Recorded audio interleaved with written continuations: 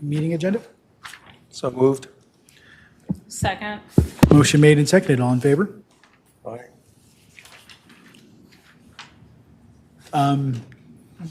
Georgina? Director Cannon? Aye. Thank you. And that's unanimous. Move on to item C, member comments. My name is Rusty Sperl. I'm here presiding. Could you turn your mic on, please? There's Turn it a on, button, please. yeah. There you go. Thank you. There we go. Is Rusty- this related to, This is a land comment. use? No, I'm sorry. So Brittany, we're going to let this go. Yes, I'm sorry to hijack this meeting, but this is in regards to the Lake Newport design project with tennis. I had the great pleasure of meeting Peter and your team 3 weeks ago, and so I wanted to meet you and introduce myself and just make a comment, and then I know there's going to be subsequent meetings in terms of this opportunity. First, about myself, I'm a Reston resident and competitive tennis player. Went to South Lakes High School, where we went to the state finals twice. Tennis is a passion of mine, and I am in service of tennis as much as I can be. I currently serve on the USTA National Committee. I'm also on the USTA Mid-Atlantic Board, and I would love to be participating in PRAC if you'll have me. I wanted to, one, commend Peter and the team on the Lake Newport design project. If many of you know, Lake Newport was absolutely the gem of Reston and in Northern Virginia in terms of a facility. So in that meeting, Peter was able to say that his mission was to restore its glory, of which I share that view. I wanted to make a couple comments, though, because I know that the board is looking at a 10-year master plan. I believe that to be able to restore Lake Newport in its glory, we need a more significant plan to do so. A plan that really takes into account what the future will be for this facility. Questions like, is the elevation currently, if we keep going with the elevation issues, are we going to foreclose on the ability to put a seasonal bubble there? I know I'm not going to here to litigate indoor, because I know you've been here and talking about that. But what I'm talking about is a strategic foundation so that we can understand how to restore Lake Ann to its glory. So the elevation, the seasonal opportunities is one of them. Because I serve on the USTA, have we really maximized the resources at the USTA, both from an architecture standpoint and a funding standpoint? I'm happy to be able to open up and facilitate those type of conversations. One of the things that's happening across tennis in the United States is about wheelchair tennis and adaptive. We have an opportunity with this design project to actually be a gem in this region with respect to that community, because we're arrested, we're inclusive. And that is one of the things that's going on with tennis and really as the world's healthiest sport. The last thing is, what about the Lake Newport area there in terms of the building there, the Audubon House or whatever it's called? Can that be used as a strategic vision within the total design? So I'm here, I'll be here next time, but I'm here to advocate and be supportive of this vision to restore the Lake Ann Design Center. However, I feel as though the current design is short-sighted and that there can be a more robust kind of thought and strategic plan put around it so that we can really see its vision. So thank you for this opportunity. Thank you very much. Thanks.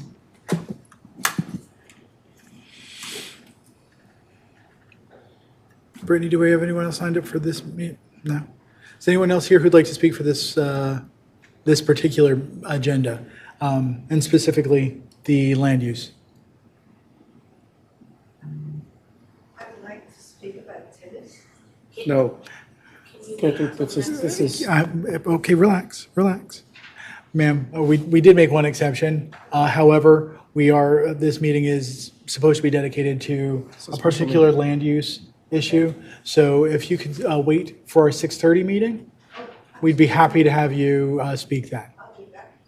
Thank you so much. All right. Anyone else, Brittany? No? Okay. Does this include Reston North? This thing? It does not. No, this is specifically 1821 Michael Faraday. So we're moving on to item D, hearing on land use matters. Mr. Gill, I saw you online. I am. I appreciate you guys accommodating that. Good to see you again, sir. Good to see you again as well. And for those who don't know, my name is David Gill. I'm a land use attorney with Wire Gill. Our firm's actually based here in Reston. We've got a son right now at South Lakes, and starting on the football team. So tomorrow's our first game. So everybody try to make it out to Yorktown to support them, and hopefully have a turnaround season this year. But I'm actually here tonight representing the owner of 1821 Michael Faraday, which I think most folks know is the Nova building just south of Sunset Hills. And let me go ahead and see. Can I share with folks here or not? Yes, Brittany?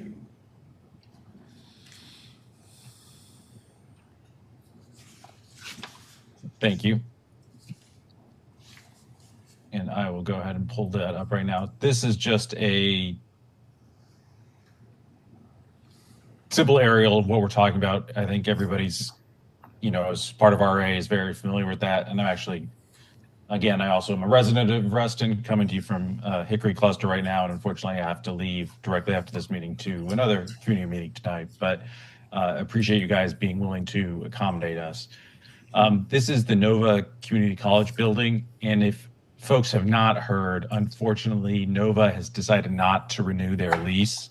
And so they will be vacating this building, leaving it largely empty. Nova's decided to concentrate most of its student body back at the main campus in Annandale. And the owner's facing the decision of whether or not to try and release or convert to residential because of that. We have decided to move forward with a residential rezoning. For those who don't know, directly to the south of us was what's called the Lofts 1 project.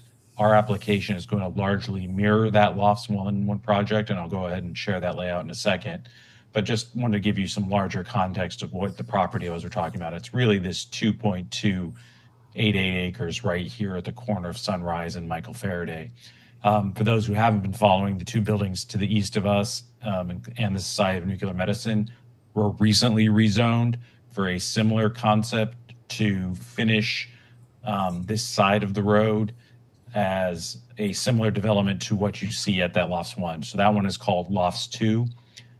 Jim Bognet of Bognet Construction actually owns this building. His headquarters is over in Tyson's. So he's also a local guy and certainly understands the importance of how to function here within Reston. We have met with the Lofts 1 owners early on before we filed to make sure we address some of their issues. What they really wanted to make sure is we had adequate visitor parking and see if we could expand on their park behind us. So as we go through the process with Fairfax County, we'll be focused on that as well. Big picture, it will be, and I will go ahead then and share directly the actual layout. This is the initial layout we submitted to the county. And as I said, Lofts 1 would be to the south. Sunset Hills is up here to the north. Michael Faraday on the right, or on the left, excuse me. The Lofts 2 is on the right. What both Lofts 2 and us will do is complete what's known as Easterly Road. That is on the Fairfax County Comprehensive Plan map as a public road that will go actually all the way through to Sunset Hills and line up with this entrance from what I call the bike lane building across the way. So that small office building that has the bike shop in it right off W&OD Trail. We're going to line up with that. It will be a public road. The road will be completed by whoever goes second between either Lofts 2 or our project. Given that timing, it will be close. I'm not quite sure who it's going to be, but the way we've designed our proffers is whoever goes first will complete this public road. It's something Fairfax County staff wanted us to see us do. As you can see, we essentially kept the exact same layout as the Lofts 1 building and just repeated it with 2 more buildings in the exact same footprint, and then took the exact same product and kept it down on Michael Faraday.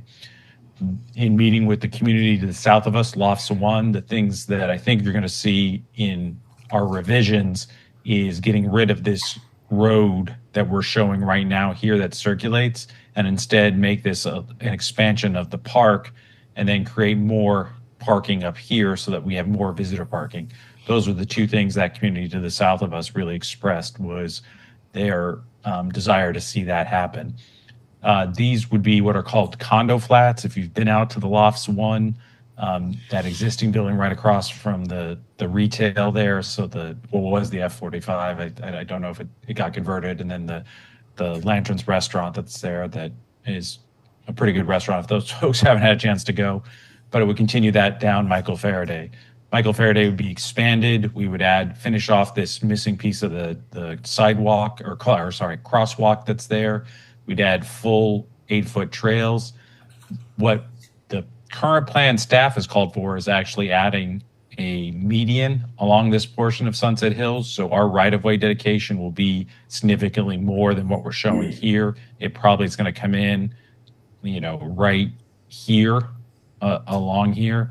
And I can show you what that might look like because we have a conceptual one that we have not yet resubmitted to the county that we'll be showing. The total number of units is 92. Each of these buildings is 36. Again, it's the exact same as what's in Lofts 1. And then there would be 20 2-over-2s here on the left. All would have 2 spaces in there. One of the things that we're sort of in tension with is, again, the Lofts 1 community want us to provide more visitor parking. We have 19 extra visitor spaces under this plan, but they want to see us do more, while staff is saying because of our proximity to Metro, they want us to do less parking. And it's always that balance that we're trying to achieve with both groups. It's been an initial phase of the process. We do have it accepted by Fairfax County staff and had our first round of comments. Our public hearing right now is tentatively scheduled for March of 2027, so we're still relatively early in the process. The comprehensive plan is called for this level of density. It's residential up to a 1.5 FAR. For those who aren't familiar with FAR, that's just a measure of the size of the building relative to the land area. But again, it is almost the exact same density as the Lofts 1 to the south of us. I'll go ahead and share or bump over. This is the revised concept that we were showing, where we would turn this area to the south into a larger park. If you haven't been back to there, there's almost like a little strip parklet. This park would be open to the public. It would be for as Lofts 1 and the folks across the street to have the availability there as well. Lofts 1 also suggested we add a loading space, so we've added a loading space here for not just Amazon deliveries, but also move in, move outs, which is something they've had a challenge with as well.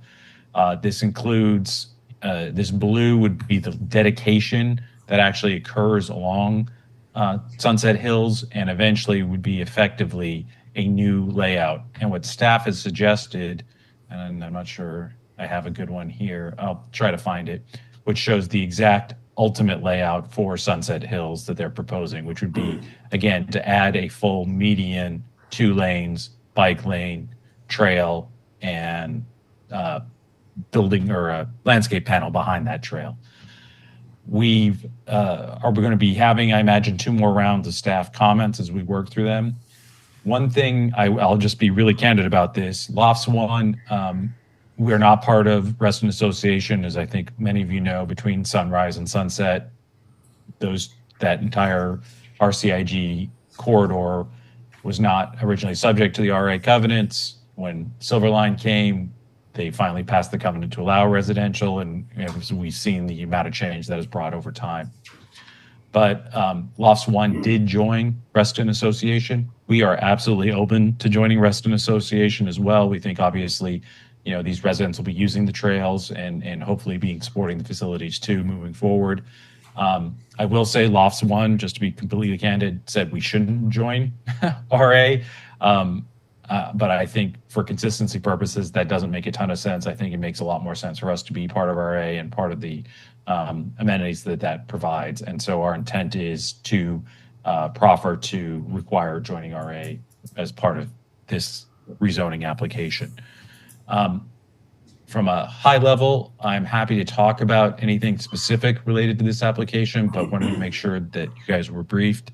And if there was a process that you guys would recommend we do in terms of how to ensure the transition to joining the RA can be achieved. I welcome that. From our perspective, we've also met with Reston Planning and Zoning, and they provided somewhat similar feedback to Lofts 1.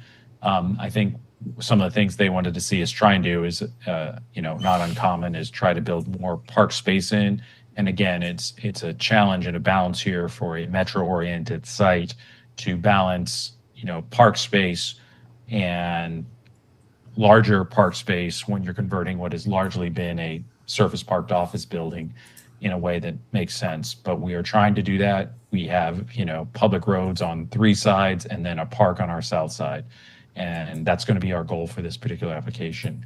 Mr. Chairman, I'm happy to answer any questions of the board. I really do appreciate your guys' feedback, and our hope is to be part of the wrestling community moving forward in the future.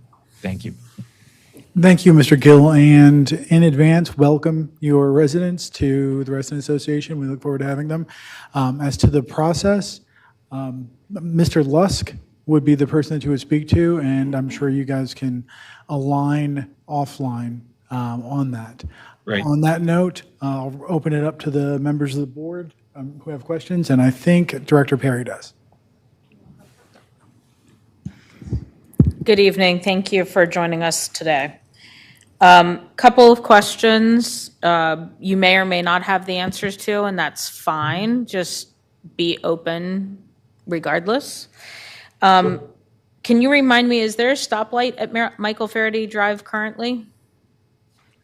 There is indeed. In fact, when I used to go to F45, I'd come walk down the trail and walk over here. So I'm very familiar with it. You can press the button on this leg of the crosswalk, but there's not one here currently.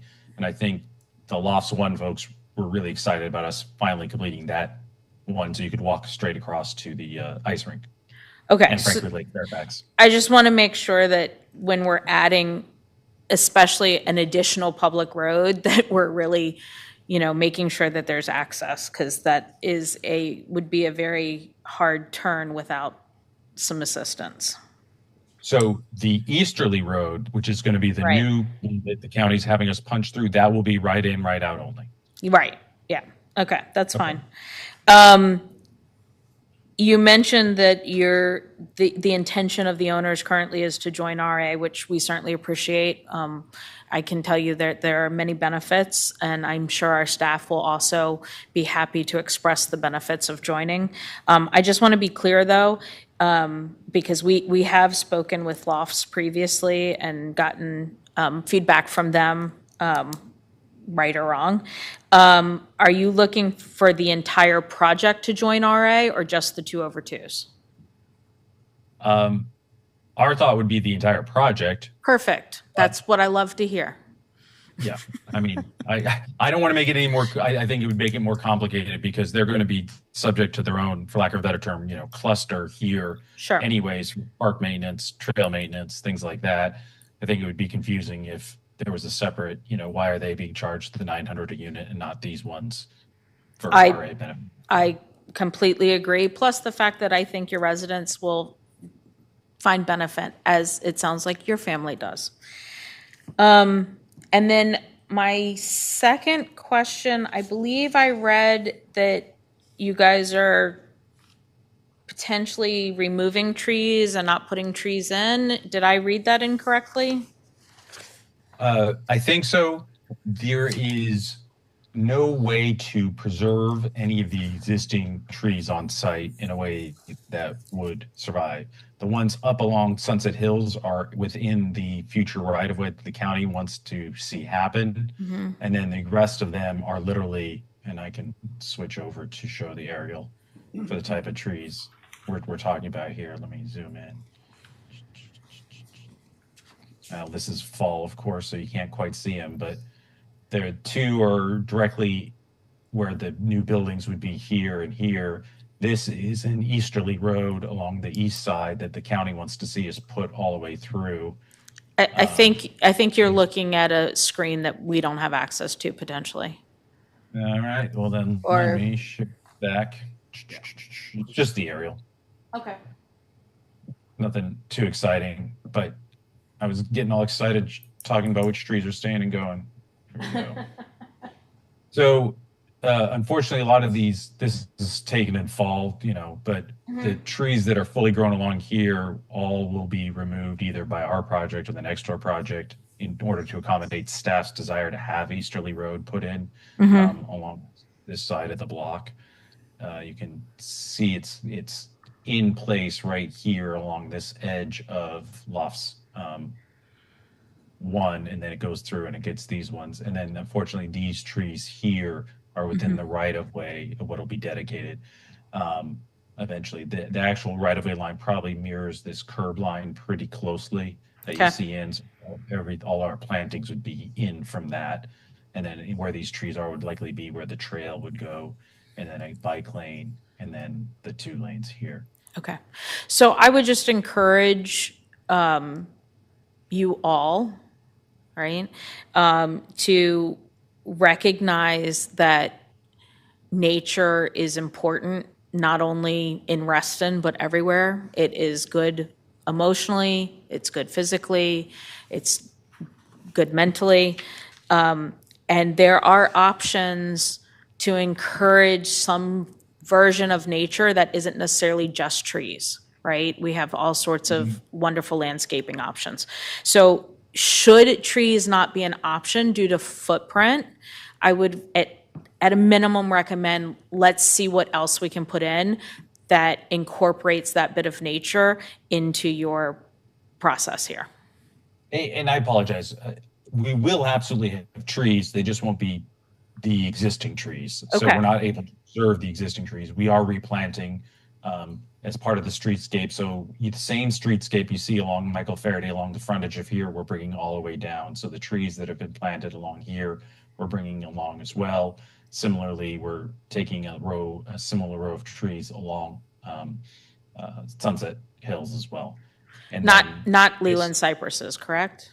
Absolutely. Hopefully something a little more attractive. No, and in fact, what the county staff requires is a commitment to the list of native species, and they have to be a certain caliber as well. Okay. Through their growth. Wonderful. And then the last comment I have for you, and I would encourage you all to really take this into advisement, which I think you are, based on some of the statements you've made this evening. Reston neighborhoods, Reston clusters, are often known for no visitor parking. And I will tell you that the people who visit them and the people who live there are not appreciative of that. So while I appreciate that you all are near the metro, I anticipate your residents would appreciate having their loved ones and family and friends be able to visit them without having to park at the metro and walk down. That's all from me. I appreciate that and absolutely agree with those sentiments. And like I said, it's sometimes a challenge with some of the policy staff has to encourage transit-oriented development versus more parking. One of the things I neglected to mention is by adding these head-in parking spaces here on our likely resubmission in parallel, we did increase the amount of visitor spaces available, at least internal to our site, which was something the Lofts 1 folks were very concerned about as well. And then in this one, you can see everything in these blue, these are the trees we can replant, both along the north and west sides. Thank you. Thank you, Director Mullinex. Yeah, thank you for being here with us. I think Director Perry covered most of the questions I was going to ask, but I did want to pull the thread a little bit more on the openness to join the RA. And if you could just provide a little bit more insight into that openness and, if there's... Insight, how? I mean, just point blank, we're happy to join RA. Okay. Is that a commitment? That in the proffer, so, as I'm sure you're familiar, we commit to the exact same proffer Lofts 1 had, which required them to join RA as well to reflect the commitment they made publicly. And that's what we intend. Very good. Thank you. I just wanted to seek a little bit more clarity on that. For the record and stating it, recorded by join RA, or realize that proffers. All All right.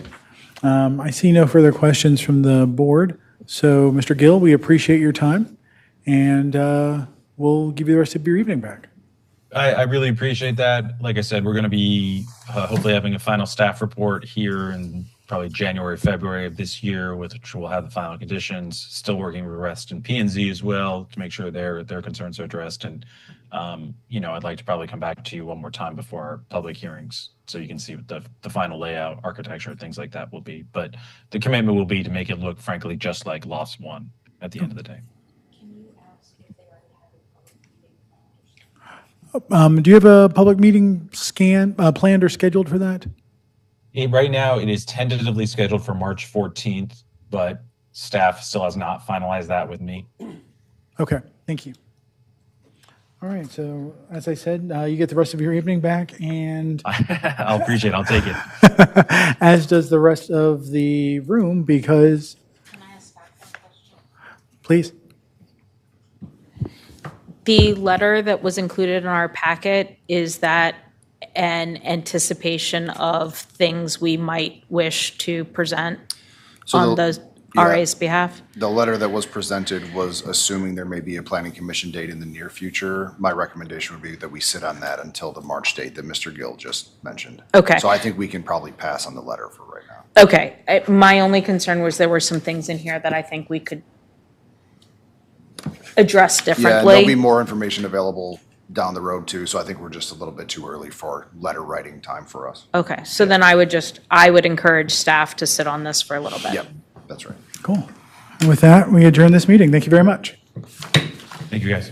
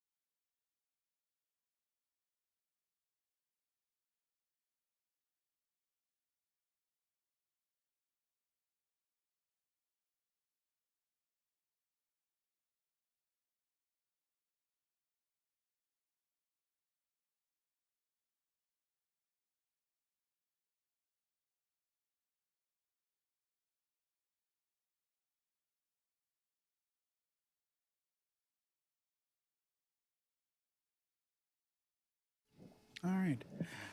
Hello, everyone, and welcome to the August 27th, 2026 regular Board of Directors meeting of the Reston Association Board of Directors. Not a great deal to talk about tonight, but in item A.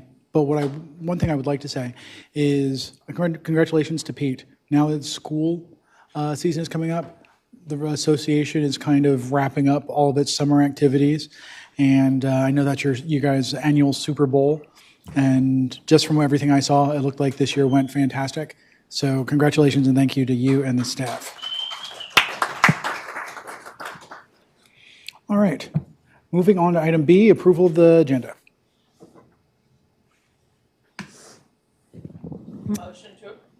Motion to approve. Second. Motion made and seconded, all in favor? Question, Sir?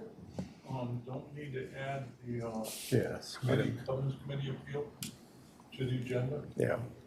Oh, yes. Yes, we do. Yes, Sarah. Come on, John, you know what I'm trying to say. Without objection. Without objection, thank you. I would like to add the covenants, how's it worded? Covenants appeal, it's the, 1622 Purple Sage? for Purple Sage to the agenda at H prime. Yes. I see no objection. All right. So back to the original vote, all in favor? 1, 2, 3, 4, 5. It's unanimous of all in attendance. And thank you all for your collaboration. All right, moving on to item C, member comments. Brittany?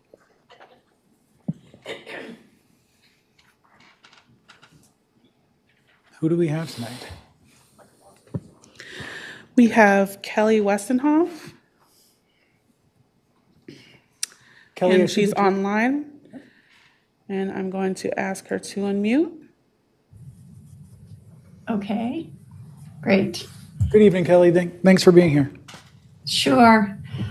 So my 3 minutes starts now? Yes, it does. Please state your name and All address right. for the record. Yes. Kelly Westenhoff, 2502 Charlestown Lane, Reston, Virginia, 20191. I thank you all for your time. I know it seems unceasing that you all are constantly in those chairs revisiting issues, so I'll try to make it brief. I would like the Reston Association to make a definitive decision regarding my neighbor, Ms. Marari's ongoing violation of the vegetation rules, rather than continuing to treat it as a new complaint every year.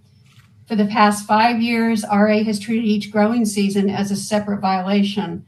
And the problem is that the enforcement process takes so long, the homeowner is able to allow the vegetation to grow unchecked before there's a requirement to cut it. And then if she does cut it, the same vegetation goes back stronger, taller, and thicker, and the cycle begins fresh again the following year. It has become an ongoing pattern rather than a series of unrelated violations. And she has even publicly joked about refusing to comply with the rules and complained publicly about having to cut the vegetation in order to retain access to her pool privileges. So whatever you think of those comments, they demonstrate she understands the rules in the enforcement process and is willing to repeat the same conduct year after year. The vegetation at issue is primarily dogbane and milkweed.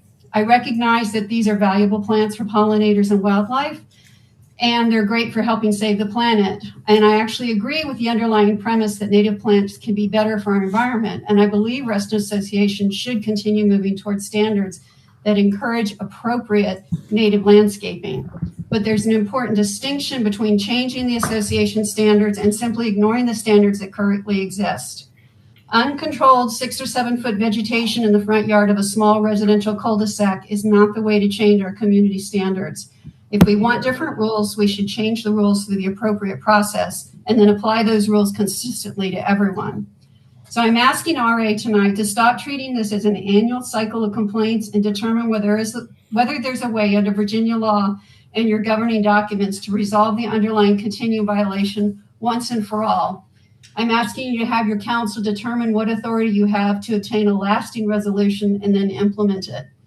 My goal is not to punish my neighbor. It's to have clear, consistent application of RA rules so that this does not have to come before RA again next year and the year after that and the year after that. And as a huge side benefit, the unchecked proliferation of these plants in our small cul-de-sac can be mitigated as soon as possible. I thank you for your time. That's all I got. Thank you very much. Brittany?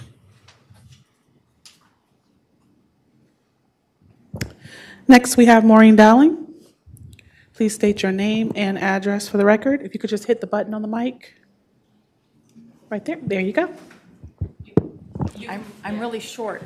You can bring it closer to you. And then pull it down. Oh, like this? Yep. Lean it up against the papers? Okay. Oh, that's not going to work. Okay. So everybody can hear me. Maureen and Roger Dowling, 2503 Charlestown Lane, 20191.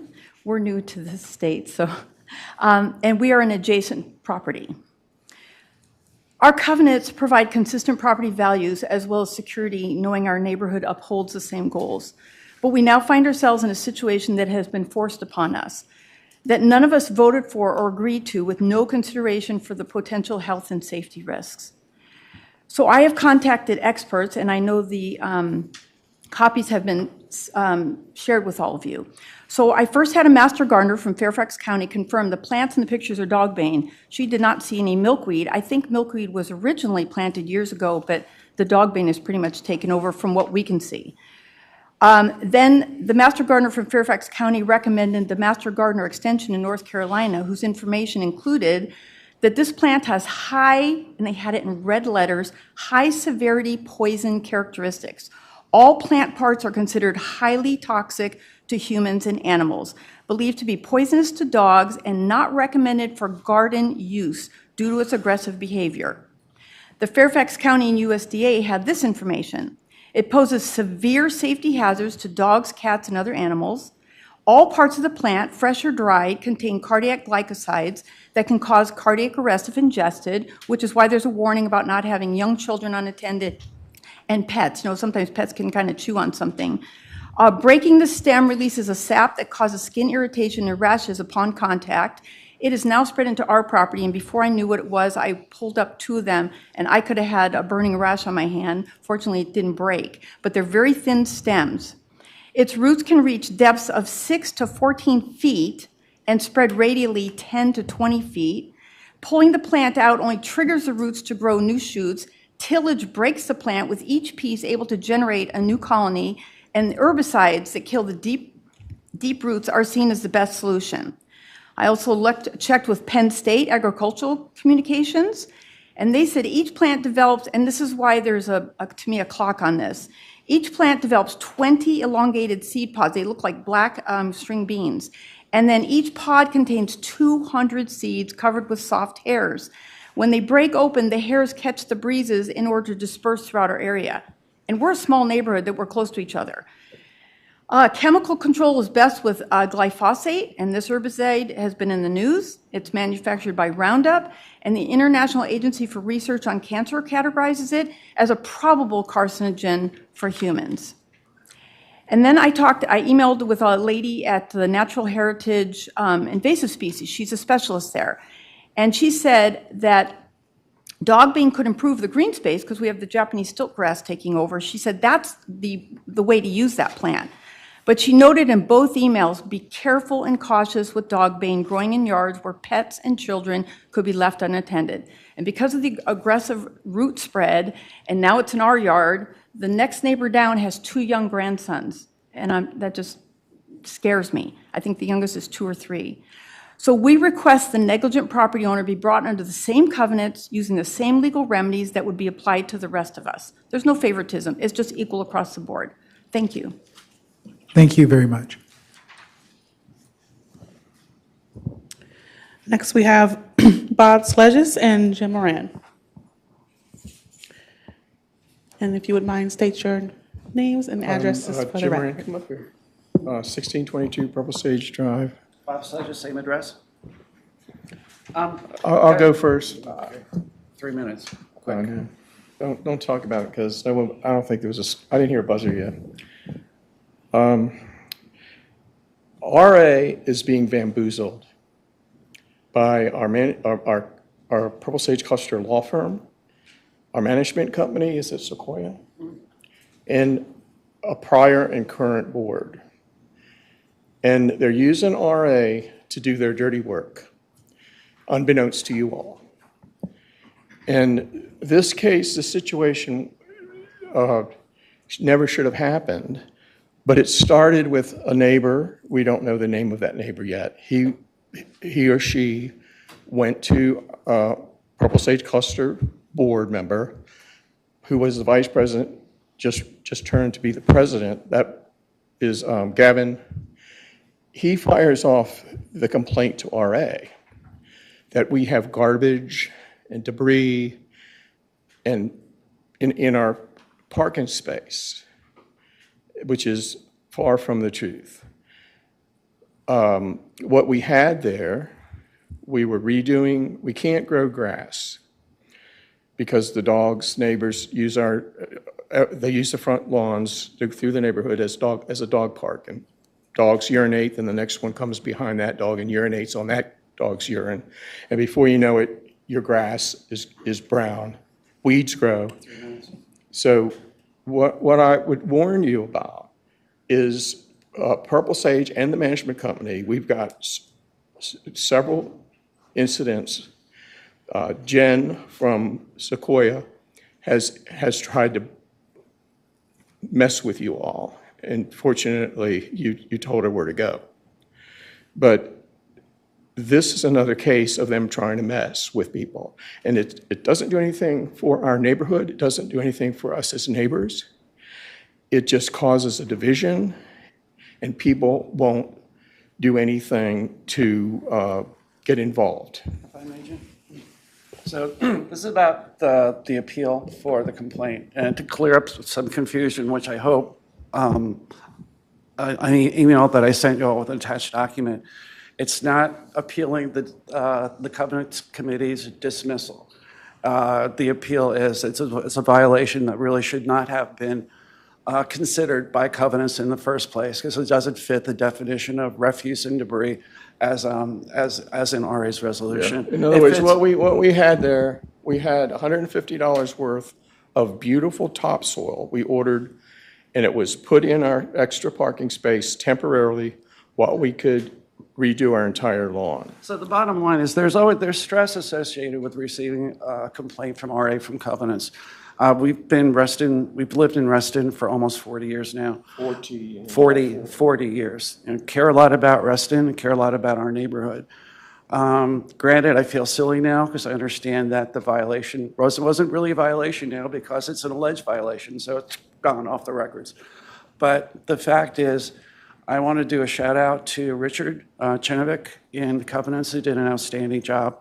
But I would ask the covenants staff to pay close attention to the source of the complaints. Is this complaint being submitted somebody with a vengeance against another neighbor? And even the way the complaint was submitted as signed by the president of the HOA, was done without a board vote that the complaint be submitted. So it's one rogue board member claiming that he received a complaint about it from a member whose name he can't remember, which seems very odd. So it's a non-issue at this point. The case is dismissed, the violation is dismissed. But I would just ask covenant staff and the board to be careful when making sure that you follow the resolution. Right, and what's the outcome? What's it going to look like on our record? What's the solution? What is the board going to do to resolve this? This is not a Q&A session, so we won't, unless, hopefully that's a rhetorical question, because we typically don't provide additional information in these meetings. Yeah. Thanks for the 30 seconds. Absolutely. Next, we have Dave Kerr, who is online this evening. So, Dave, you've been asked to unmute. Okay. Thank you, Brittany. Can you hear me? Yep, we can hear you. Please state your name and address. Kerr. 10718 Midsummer Drive. I am the current chair of the Finance Committee, and I'm here to recommend that the board approve a new chair for the next 12 months, and that's the current vice chair, Lisa Turkletop. Besides being vice chair for the past 4 years, Lisa's been on the Finance Committee for 6 years now and has a very strong financial background. She's been a leader in our meetings, from reviewing audits, monitoring RA funds, and just generally keeping us kind of all in line. Her focus on how to best manage funds versus simply how to reduce spending will provide the board with as well as the membership, with very good proactive approach to financial management. So I want to make sure that you heard that from me tonight. Also interviewing tonight is Bob Petrine for appointment as Vice Chair of Finance. Many of you don't need an introduction to Bob. He's been a board member, he's been treasurer, and he's currently a Finance Committee member. I believe that Bob's extensive background will work perfectly with Lisa to strengthen the Finance Committee. Their focus will be on financial policies that are designed to benefit all members and provide the board with experience and thoughtful recommendations. So I was on tonight. I wanted to make sure you heard that from me. I'm hoping that you'll show your full support by unanimous approval of Lisa as Finance Chair and Bob as Finance Vice Chair. And I thank you for your time. Thank you, Dave. That's all we have for pre-registered. If there's anyone who's in the room this evening who would like to make a member comment? No? Anyone online who would like to make a member comment, please use the React feature in Zoom and raise your hand or send us a message in the chat. Thank you, Brittany. On that note, we'll move on to item D, the consent calendar. We have 2 items on the consent calendar. The minutes for the July 23rd, 2026 special board meeting, and for that same date for the regular board meeting. May I ask one question? Please. Matt, Director Mullinex, what is your actual first name? My legal first name is Matthew. Matthew. Yes. Okay. Yeah. I just wanted to make sure. Okay. Mr. President, I ask unanimous consent to approve the consent calendar. Without objection? I see no objection. Consent calendar is approved. Thank you. Moving on to volunteer interviews, we have 2, and both of those folks have just been spoken of very highly. Ms. Turkletop, if you'd like to come on up and you can introduce yourself to us, but I know we all know you, but if you'd like to speak for a minute or two, just as a brief introduction to your potential new role, we'd appreciate it. Sure. Lisa Turkletop. If you bring the mic, please. Thank you. I'm Lisa Turkletop. I joined the Finance Committee when it was called the Fiscal Committee back in 2020 during COVID. And a lot has changed in the association and for our committee during that time. I'm excited about the prospect of serving as the chair of the Finance Committee to help support the long-term fiscal strength and strategic vision of the organization. I have an over 25-year career in accounting and finance, including about 15 years focused specifically on organizational finance. I'm one of the only members of the Finance Committee that has a organizational finance background. As we navigate, as the association moves to navigate ongoing capital modernization, maintenance of our 50-year-old plus infrastructure, including our pools, lakes, recreational facilities, strong seasoned financial stewardship is essential. If appointed, I will bring that depth of professional experience to the 3 core priorities: capital, asset investment, and reserve planning, fiscal transparency, and collaborative governance. Thank you. Any questions for me or? Opening up, Director Mapar. Nothing. Just want to thank you for stepping up to the chair's position. I'm sure you'll do a fine job. Thank you. Thank you. Director Dishuk. Thank you for all your service on the committee and sometimes being a partner, as I've been the fiscal liaison, I think the whole time that you've been on the committee. So thanks for the partnership there. Could you talk to us about what you think organizational financial strategy means and how you think financial strategy can help shape the future of the association? And then take a moment to just explain that a little bit in the context between where you see the board's role versus the finance committee's role. Sure. Thank you. So strategic finance is about building financial plans around a strategic set of objectives and priorities.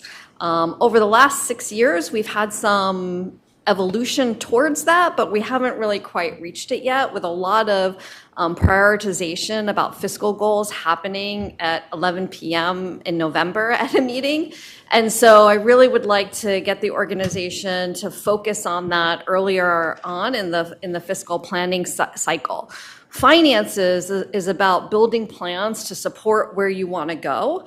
And so even though we have a 2-year budget cycle, what strategic finances is looking at where an organization is today and what does it want to be in 5 years? And then how do we build a financial plan around that? We don't have to build a legal budget around that, but we can build a set of priorities and ideas to support an ongoing longer-term vision. That's what strategic finance is. Also during my time here, I've been in Reston about 20 years almost, we haven't really invested in our 60-year-old infrastructure. We maintain it well, no doubt about that. I don't think there are too many complaints about the maintenance of our infrastructure, but we haven't really invested in it to modernize it. And our infrastructure, a lot of our facilities just do not meet the needs of a modern community in the year 2026. So I look forward to partnering with the board and committee to help us design financial plans to achieve those goals. And I'm very excited about the facilities master plan that is coming up. I look at the role of the finance committee to evaluate the finances of the organization and to make recommendations to the board. I hope going forward, we started doing this recommendation not the whole 6 years I've been here. I think David and I really started leaning into that maybe about 4 years ago. And I think we sent up some very helpful recommendations over that time period. As I said in my statement for the application for the role, David has done a lot over the 6 years and helped the association navigate some really challenging fiscal challenges that we've had, especially in the years where we didn't have a CFO. So thanks to David and Bob for their leadership during that time. But now it's a different time. We have a really strong management team, and it's time to really plan to go forward. And so the one area I would really like to see improved in the near term is, can we have better working sessions? I really don't feel like we have 2 joint working sessions every budget cycle or during the year. I really think we can add value in them and have them be more of what are the financial and strategic priorities of the organization, and then how do we design plans around that. I hope I answered your question. Thank you. Director Mullenix. No questions for you, but just wanted to reiterate thank you for volunteering for this past several years, and then especially now, thank you for stepping up to volunteer for the chair role. Thank you. Anything else? Director Farrell. Good evening. Ms. Turteltaub, thank you for stepping forward here. I have several questions. It seems to me that there is a clear distinction between the financing of a for-profit corporation and the financing for a 501c4 nonprofit organization. Would you agree with that? Yes. Could you help us understand what those differences might be? Sure.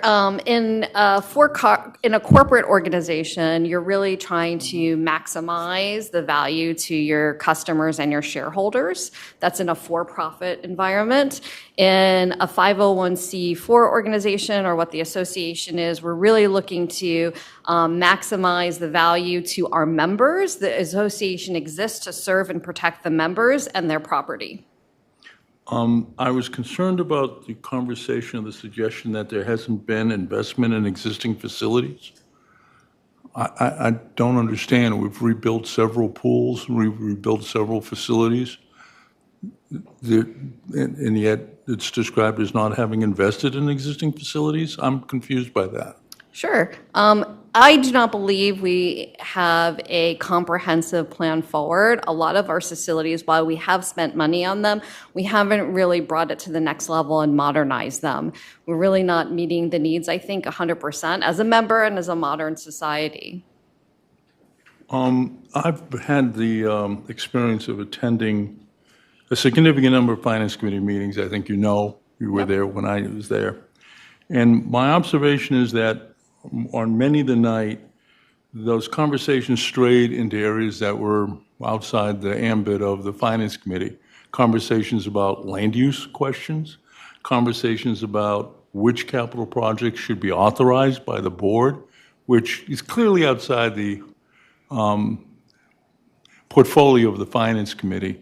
Dave, I thought, struggled, and most times successfully, to keep the Finance Committee on task and to keep the focus narrow on how we finance capital projects, not which capital projects the board votes to do.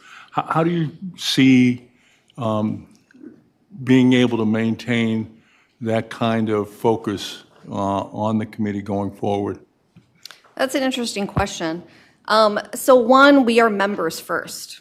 That's why we're volunteering. And so all those topics are relevant to the people on the committee because it involves us and it interests us in why we're members. So we volunteer our time to make our home, to make our property of value to us. So it is relevant. I think David has done a fabulous job over the last 2 or 3 years. I mean, if we think back to 2020, 21, 22, the meetings did go off cycle and long, but we also had a different management team. We didn't have a CFO during that time. So I think with Ed's help and Peter's help, and Matt's help when he was here, we've really focused the committee on the important topics to the strategic finances of the organization. So we're not perfect, but we're headed in that direction. So maybe I'm misunderstanding. Help me understand this. You think it's appropriate for member agenda items that are member-focused, that might be generated by an individual member's concern about the bathhouse at Glade, should be the proper topic of a Finance Committee meeting? That particular topic was on a list that was presented as part of the meeting materials. And so I did not prepare the agenda for that. I know David and Ed worked together to prepare the agenda for those meetings. But typically, members' requests have always been discussed in committee meetings for at least 5 or 6 years. It's not unusual. And I think in the last 2 years, we actually handled those pretty well. We got through very specific, should the board consider, should the board not consider, and sent those up. If the board wants us to handle member suggestions differently going forward, I'm definitely open to that feedback. I think that's good. Thank you. I'm good. Anything else from the board? Folks online, just opening it up to Director Cannon and Directors Cannon and Lanza. All right. Thank you very much. Mr. Petrine. I expect a lengthy intro from you, sir. First of all, I'd like to thank David Kerr for reading my intro as I prepared it. He made me out to be a much better person than I really am. But I've been I'm now in my 7th year, and just as Lisa mentioned, we both started about the same time, 2020, during COVID. I think what I bring to the position of vice chair is I've got the time and the willingness and ability to supplement a very busy financial person in Lisa, and hope to continue to work for the betterment of the community. So I could give you, my resume, but it's kind of irrelevant. I've been here 7 years. I've been through now 4 different CEOs, including the interim CEO when Larry Butler took over when there wasn't one, a number of financial teams, and 7 different boards of directors. So any questions that you have, I'll be try to answer them as openly and honestly as I can. All right, opening up to the board. Director Juszczyk. I just wanted to thank you again for partnering with me as a board member and also as your role in the Finance Committee now. You have seen a lot of evolution, as you mentioned in your opening comments, that RA has been through in the last several years. I'd be interested to see, I guess you could think of it in 2 perspectives. One is what is different between when you first even started serving as on the board and as treasurer to now, what the role of that Finance Committee is, or what do you think the future holds for what the Finance Committee should be doing versus what it was doing 5, 6, 7, 8 years ago? So if you could help us understand that from your perspective, that would be great. Okay. I can begin with where it was when I started, which was we were, Finance Committee was, had a list of tasks or responsibilities which they took care of each year, which in my opinion were pretty immature and low-hanging fruit. That has evolved to where we are doing much more analysis of longer-term financial issues than ever before. We've spent in a lot of time looking at issues, complex issues like insurance over the last 3 or 4 years, which we just kind of, at the start, we kind of threw ourselves at the insurance broker and said, just give us your best price. We know more about the concepts of insurance than ever before. We are also changing in that Resident Association is a very mature organization. As John Farrell brought up before, we are a homeowners association. We are not a for-profit organization, which can change prices or the range of services that we provide to people to increase profitability or cover costs. We are essentially relying on our membership by providing them a level of service which is extraordinary. When you think about the value that is provided by this organization for $890 a year, 15 pools, 50-plus tennis courts, racquetball, 55 miles of trail. If people don't really, people use the services or don't use the services based on their needs and wants. The community is changing, is becoming older. And it's because for a number of different reasons, there is new development that is coming on board, most of which is not member-oriented. They're in the TSAs. So we're changing that way. We have 1,042 capital asset components. It sounds kind of ridiculous, but the biggest ones are the 15 pools, followed pretty closely when you look at it by the dams and by the trails. 55 miles of paved trails that are kept. People will complain that there are leaves on them, but they're really it's pretty extraordinary, the quality of the amenities that exist here. That all costs money. And why do I mention all of this is because we are in the position now where those assets are rapidly approaching their useful lives. Whether by technical obsolescence or just wear and tear, things have to be replaced.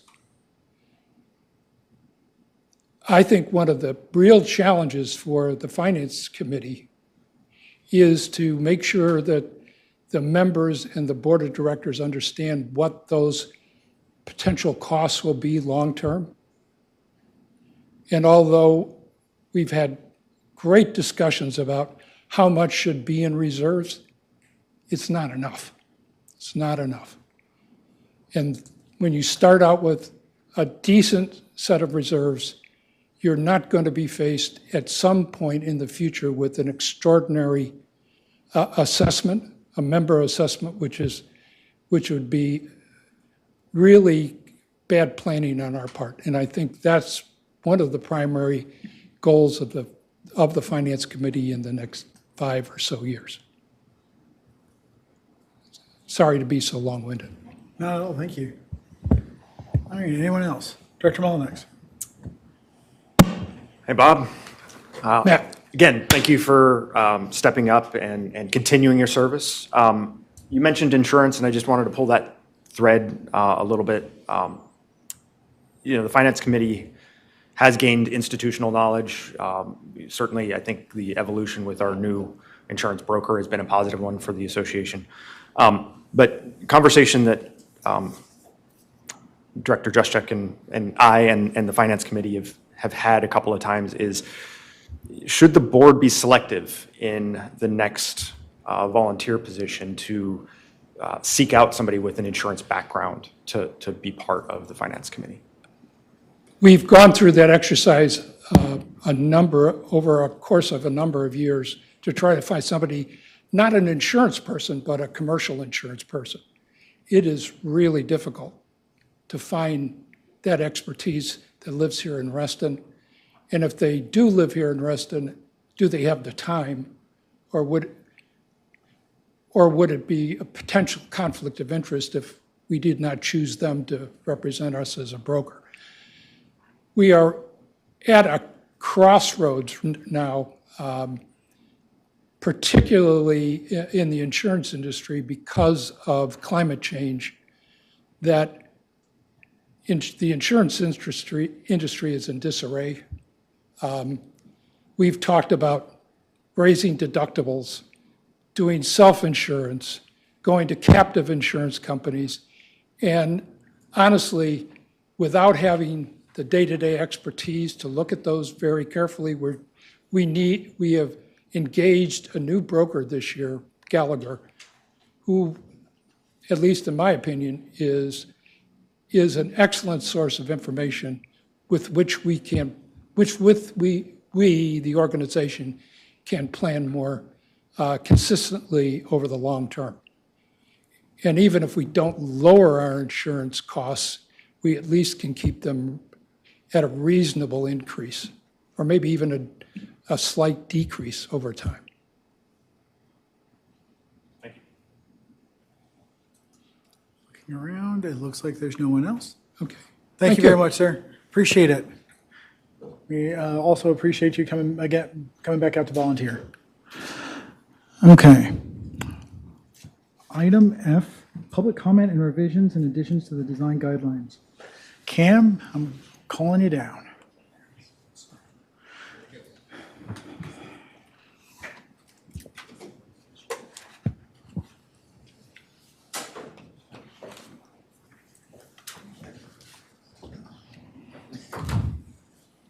So President Johnson, now would be a good time to solicit if any members have any public comment before we get into discussion. Thank you very much. Is there anyone in the room who would like to comment on the design review guidelines that we have published and are looking to discuss tonight? I see no one in the room. Oh, no. Sir.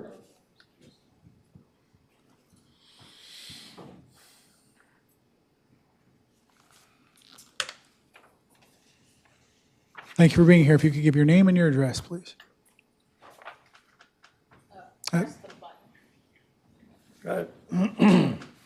My name's Michael Post. I'm president of Hickory Cluster Association.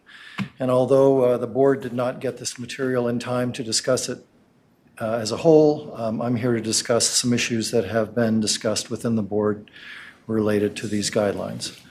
So, first of all, I'd like to compliment the Covenants Group for making great progress on some of the material here.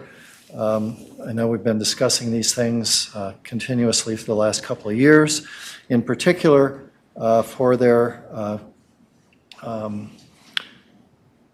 getting more specific about intensity of the light, and specifically in terms of the color temperature and the intensity or lumens, instead of focusing on wattage per se, especially since we're now in the era of LED bulbs. Seems like compact fluorescent is going by the wayside, incandescent's still around, but LEDs are really taking over what we're dealing with. I've noticed in several of the lighting decorative cluster and other places, we do have kelvins, we do have lumens, up lights, down lights. One of the issues that faces us in Hickory Cluster and perhaps every other cluster are front main entry lights. Those lights that are on next to your front door. And in our case, we've got many instances where we've got a perpendicular vertical surface here with a main entry door and a light, and then the perpendicular surface next to it, which is a master bedroom. So the typical Hickory Cluster situation has been that of about a 30-watt incandescent bulb in a winged, which is partially side shielded light fixture, which is custom and original as-built for the cluster. It still allows light to come out the front and a little bit to the sides, but with a 30-watt incandescent bulb, which is about a 5-watt or so LED bulb, it's not obnoxious. However, we do have new residents, people who are insensitive, people who think they need an ultra-bright security light and are putting very bright LED bulbs in their front entry light fixtures. And I'm telling you, I could not sleep in a master bedroom with metal mini blinds next to one of those lights. And I know that because my fiance has a bedroom in that situation. Okay? Leave it at that. You've got kelvins and lumens on many of these different instances. However, if you go to page 5 under decorative lights for a cluster, the page which starts with glare at the top and has a picture of and text that says building mounted lights. This is the closest thing that I could find to our front main entry lights. To minimize glare on neighboring properties. Minimize glare on neighboring properties. However, the description says its design, wattage, and type of bulb should minimize objectionable glare into neighboring properties or streets.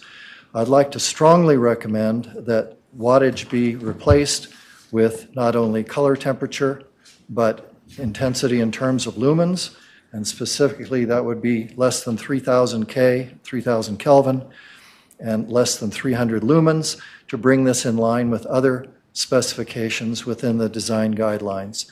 This, to me, would still put those lights in about the 30-watt incandescent range, warm light. It's typical within our cluster, except for a few folks who either don't know better or don't care. We would appreciate your assistance on this to help us help our neighbors sleep better, be healthier, and live longer, because sleep deprivation is fatal. So,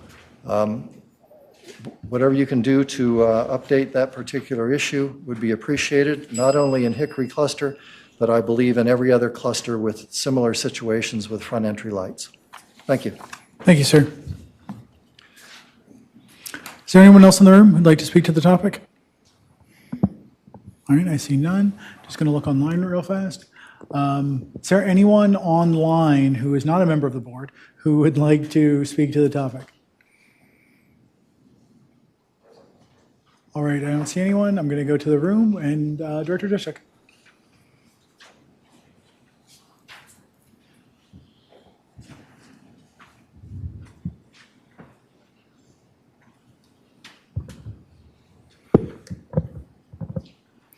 Jennifer Juszczyk, 2010 Upper Lake Drive. I would like to speak to one piece that is throughout, a change that was made throughout a lot of the design guidelines. And that is the approach where a staff review may become a staff review with a consultant from the DRB, like one member of the DRB, or a cluster board member as they work their way through the application, or as traditionally before by a panel. I want to applaud the creativity of the DRB and the staff when they came up with this. I think that RA showing that collaboration outside of staff and the member that's submitting the application is a really good thing, and I'm glad that those were added.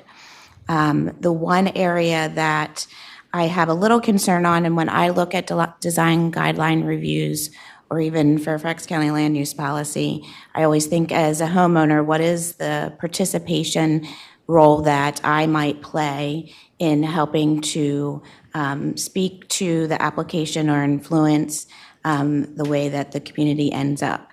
And so currently, when something is done via panel, it is posted on the RA website, and all the members have access to be able to see the application and everything that was submitted with it. So one of the pieces that I don't want to lose by coming up with a creative solution of consulting with a DRB member or a cluster president is the ability for members to kind of see those applications as they come through the process, and the ability to submit an affected party form, or the ability to just send an email and say, hey, love all of this. Could you take an extra special look at this piece of the application? So I would encourage the board to keep that in mind as they're working through the process of approving the design guidelines. And thanks again to the yeoman's effort that was put into them. Really appreciate the back and forth and the consideration of all the member comments over the time. And I am very much hoping that we approve all of them, or at least a really big chunk of them this evening, because I think it makes a difference to the future of members and their ability to make changes to their homes. I saw there was a lot more flexibility throughout the design guidelines in that, where there are things that don't have applications, but they are more specific on what can and cannot be done. And from a homeowner's perspective, that's very much appreciated. Thank you so much. Thank you very much. Any other members of the board who'd like to speak during this section? I see none. All right. We are going to jump to item G. Cam, also yours. This is the Design Review and Covenants Administration, and 5, Covenants Administration and Operations. Or are we still on the previous part? Curses. So I think you're closing public comment, and we're moving into talking about the design guidelines themselves. Is there any special thing I need to do to close comments? Tony? Sacrifice a lamb? All right. What's that? Do you have a lamb? My bag is big. All right. I'm closing public comment. Thank you very much. Fantastic. So we'll go ahead and get started. As you all know, a precursor is just this, as Director Juszczyk mentioned, was a yeoman's effort. This has been ongoing for quite a few years, and hopefully we're bringing it home tonight. Just so that you all have a good foundation, in the package you all have kind of an item summary in terms of where we started and where we are currently. As you all think about design guidelines, think about the situation in which how does an issue of noncompliance or nonconformance come to resident associations' attention. That is one of the things that needs to be contemplated as we talk about the design guidelines, because often most situations that come from an enforcement perspective come from either a complaint or someone is selling their home. Unless those two things happen, generally Reston Association as a whole is not going to be aware of those things. And that also goes into play when we talk about affected parties. I think what you have before you are 45 different discrete design guidelines that give you all and give members a better opportunity to do exterior improvements on their home without having to go through the process, which is what we have heard from the DRB's perspective, as well as Covenant staff's perspective. Members want to go through the process a little bit more efficiently and more expeditiously, especially as they are going through some of the things that are specifically delineated in the package tonight. So as a whole, there are 45 design guidelines that were in your package. 15 of them are new. They are design guidelines that you all have never, or we as an association have never had before. I think some of them are design guidelines that the board and other groups requested in previous iterations of this process. 30 of them are revisions. Most of the revisions that are in the package are talking about review levels, not actually substantive language changes in the design guideline. So we're talking about adding or removing language that would allow staff review or no application, not necessarily talking about what is explicitly prescribed as not permitted or prohibited. The design guidelines actually don't do a lot of that. They don't explicitly prescribe what is not permitted. They just actually establish at this review level, there's no, if you do X, there is no application. If you do Y, it goes to consultation or panel, or if you do Z, it goes to the full board. So I am happy to entertain a motion to approve all of them in one fell swoop, or we can go through and I will call out each item by its number in the package. And if there's any objection, we will pull those out and then talk about those specifically. And then if there's no objection to the other ones, those can be grouped and voted by acclamation in one motion. Mr. President, I move to adopt the design guidelines amendments as proposed in our materials this evening. And if people want to change something, they can amend that motion, but I need a second. Second. There's a motion that has been made and seconded, and I know that Director Perry has comment. I'm going to turn to you. I just have a few comments on generic. So for example, lighting. First of all, thank you for all the changes that have been put into the documents. I am concerned about a couple things. One would be uplighting for trees. I appreciate that our members may think their trees are special, but none of them need uplights. It hurts wildlife. So I would like to see that removed as something that people can just randomly do, as we know happens. Second, I noticed that in all of the language, it encourages dark sky compliance. Is there a reason we cannot enforce dark sky compliance? Yes, there is a reason. Okay. Would you like the... If there's a reason, that's fine. Is there a way we can meld it so that it's more very strongly worded encouragement? So we do that currently. We promote clusters to identify light fixtures that are dark sky compliant, so they're downward facing. The concern with using more prohibitive type language instead of using permissive language is that we can get ourselves into a situation where we may not fully understand the full scope of dark sky compliant when it comes to not only individual properties, but Reston Association property. And so we are going to go down a road of continuing to encourage dark sky compliant. I think that most clusters are moving in that direction. You also have the county ordinance requirements that will also stipulate that when you talk about site lighting, which isn't in the agenda, but it is something to most certainly consider. Okay. But that's why we are using encourage.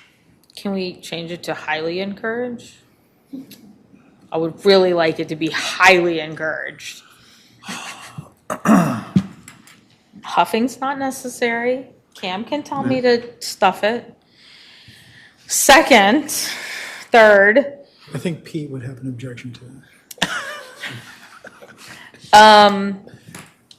as far as lights, there was a objective/goal listed, and I believe it was listed in a couple of places. And I apologize, I do not have a page number for you at the moment. But what I would like to, here it is, to select, yeah, page 7, it talks about enhance the architecture of the house and do not cause glare onto neighboring properties and streets. I would love if that included neighboring properties, lakes, and streets, because as we know, that glare off lakes is very significant. So if we could call that out specifically, I think that would be beneficial. And by the way, on your dark sky compliant, I do agree that we need to do better as an association. On string lights, there was language about location. It specifically states, Can you tell what page? I think it's on a number of, like it's on a few pages. Right. I'm currently looking at page 33 because that's just what I happened to turn to. The second sentence says, if installed on a privacy fence, lighting may not extend above the height of the fence and installed on the interior side. I think that sentence needs to be turned around. So it should say, if installed on a privacy fence, it must be installed on the interior side and may not extend above the fence. Because right now it reads that it may not be installed on the interior side. Is that what the intent was? The intent is you're correct, and we could either turn it around and say, and must be installed on the interior side. Okay. Yeah. Just something to make sure that we actually get the intent of the statement, because I thought it was. Yeah, and it would be for all of them. Yes. Yep. Yeah, they're all written the same way, which is why I didn't have a page number for you. Also on string lights, we specifically call out, I'll go to page 36, again, it's on multiple pages, the beautiful pictures, which I think are going to be helpful to many people, but we specifically state that flashing, color changing, or novelty lights are not permitted. And if it's in here and I've missed it, I will apologize and accept that, but do we have it specifically listed somewhere, the caveat for holiday lighting? Yes, there's a holiday lighting section. It's on page 35, and it's in every string lights guideline. Thank you. I just read over it. Very good. And it says it in the diagram too. So. Oh, I could. It's better. Oh, except for, thank you.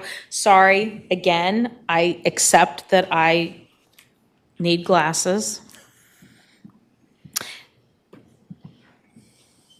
And then the last comment I had, everything else looked generally fine with me. There was, first and foremost, I want to make sure on our accessible changes,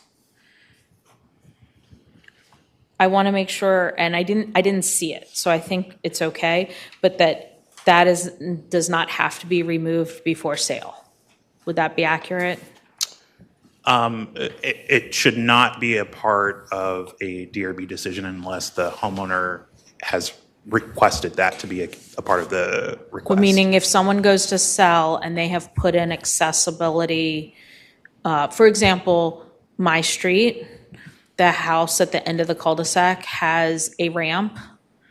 Mm-hmm. I want to make sure that if a house has added a ramp for accessibility, that when they go to sell, we're not requiring them to remove that, because I anticipate if someone has bought that house, they may be buying it because it has the accessibility features. There is a process contemplated that should not be an issue. Okay, But so yes. I want to make it clear that we need to focus on that piece for the accessibility specifically. Correct. Okay. And then the last one was on artwork. You're going to ask me what page. I can't tell you.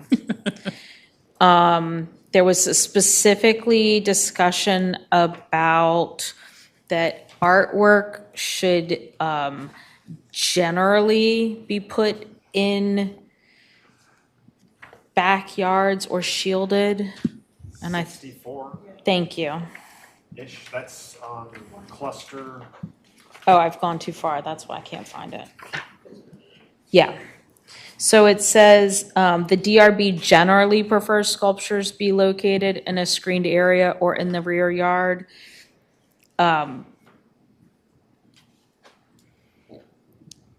Generally, to me, just opens it up once again to subjectivity. Is there a reason that that is the verbiage that was used? I'm not sure if we proposed a change or if that's what the existing guideline says. So let me go to the red line on 190. Thank you. That's And what I the- apologize, I had trouble following the red line, and I completely take responsibility for that. No problem. That's what the current design guideline says. We didn't make we're not proposing a change to it. Okay. I question the generally prefers piece, like, maybe the DRB recommends sculptures be located in a screened area in the rear yard. I don't know. Either way. Sure. Those were my comments, so everyone can stop huffing and puffing. Thank you very much, Dr. Perry. Mr. President? Just a moment. One comment, please. I want to thank you for including the color pictures graphics in there. It makes a whole lot of difference. The only thing I would say is, did you run out? Because some of the cartoons are still there. Thank you. Dr. Farrell. So we heard a lot of commentary with the prior speaker. I don't see amendments in front of me. I therefore am going to move to defer consideration of this item until the next meeting, so that specific amendments can be brought before the board. Dr. Yusuf. Was that a motion? Yes? May Do we have to have the Do I second have to a have the s- conversation? Yes. That is the stupidest rule ever. I just want that made clear. I will second it because I don't agree with it. I want to make a statement. That's your prerogative. Great. Do you want to go first? All I want to say is, if staff is willing to take what I have thrown out there as my issues or concerns and deal with them, I'm fine with everything else. There is no need to come back to us with this. As long as you accept my thoughts and consider them, that's it.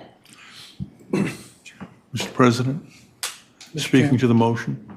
Just a moment. I'd like to get the parliamentarians weigh in. Just procedurally? Sorry, Sean. If we're going to make amendments to these documents, they got to go back to the DRB for approval.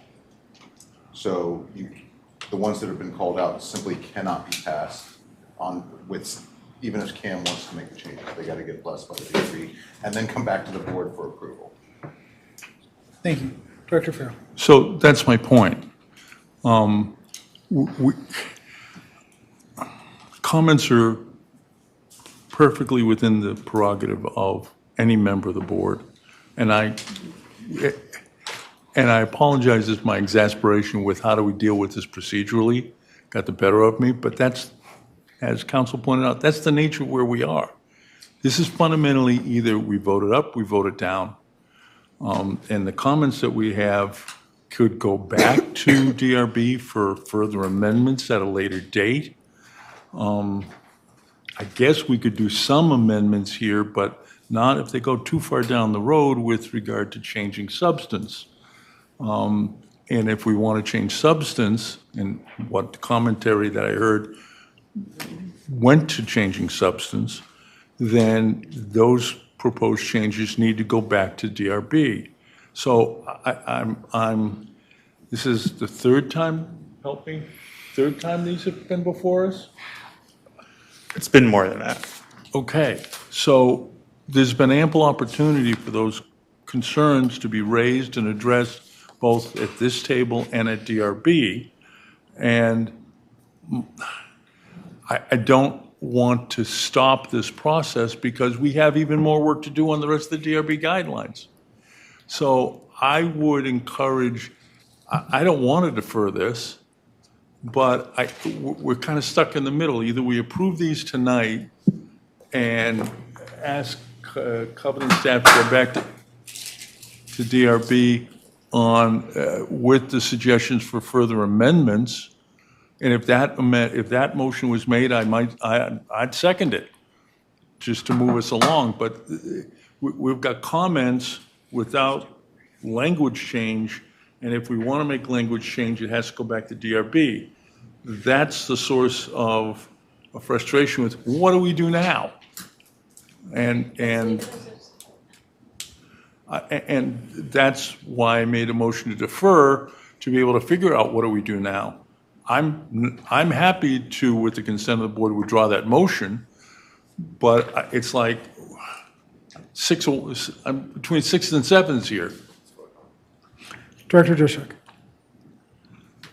I would like to make my comments after the vote, because my comments aren't I'm related asking to withdraw this- I'm asking for consent to withdraw this the motion. this Okay. I consent. You withdraw? All right, no objection. Well, So it's been withdrawn. yes. So we're in a motion to approve. Yes. That's what's pending. Yes. Okay. Director Dushek. I have one question and then an amended motion for staff. The doors, pedestrians, and garage, which is on 192, is the red line. There's only one for clusters there. And I noticed that what was added was to obtain a cluster board officer, to work with a cluster board officer. I'm curious if there was any contemplation given to doing an edit to the single family one with a DRB member. So this section is referring to signatures. So when a cluster member submits an application, they're required to get two neighbor signatures and then one from their cluster. And Board so officer. that's why the single family one wasn't, because you just were trying to add the cluster board officer to this section. Well, we added a section and then it didn't have the language in there that needed to be in there.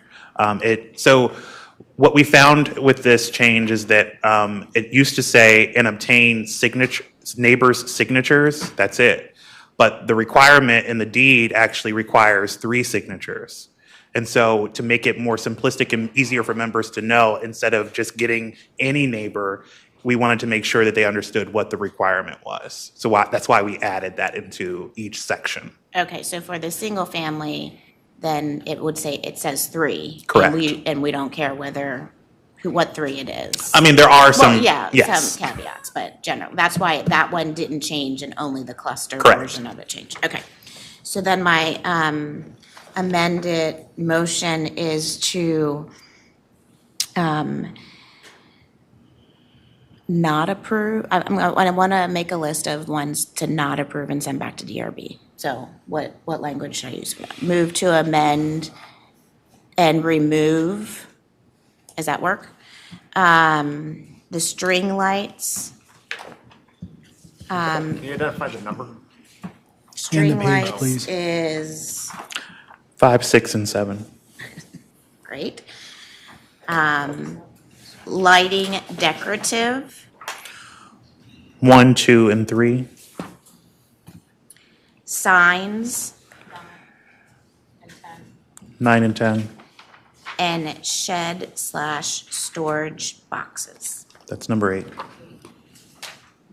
So that's 1, 2, 3, 5, 6, 7, 8, 9, and 10. Everything except for 4.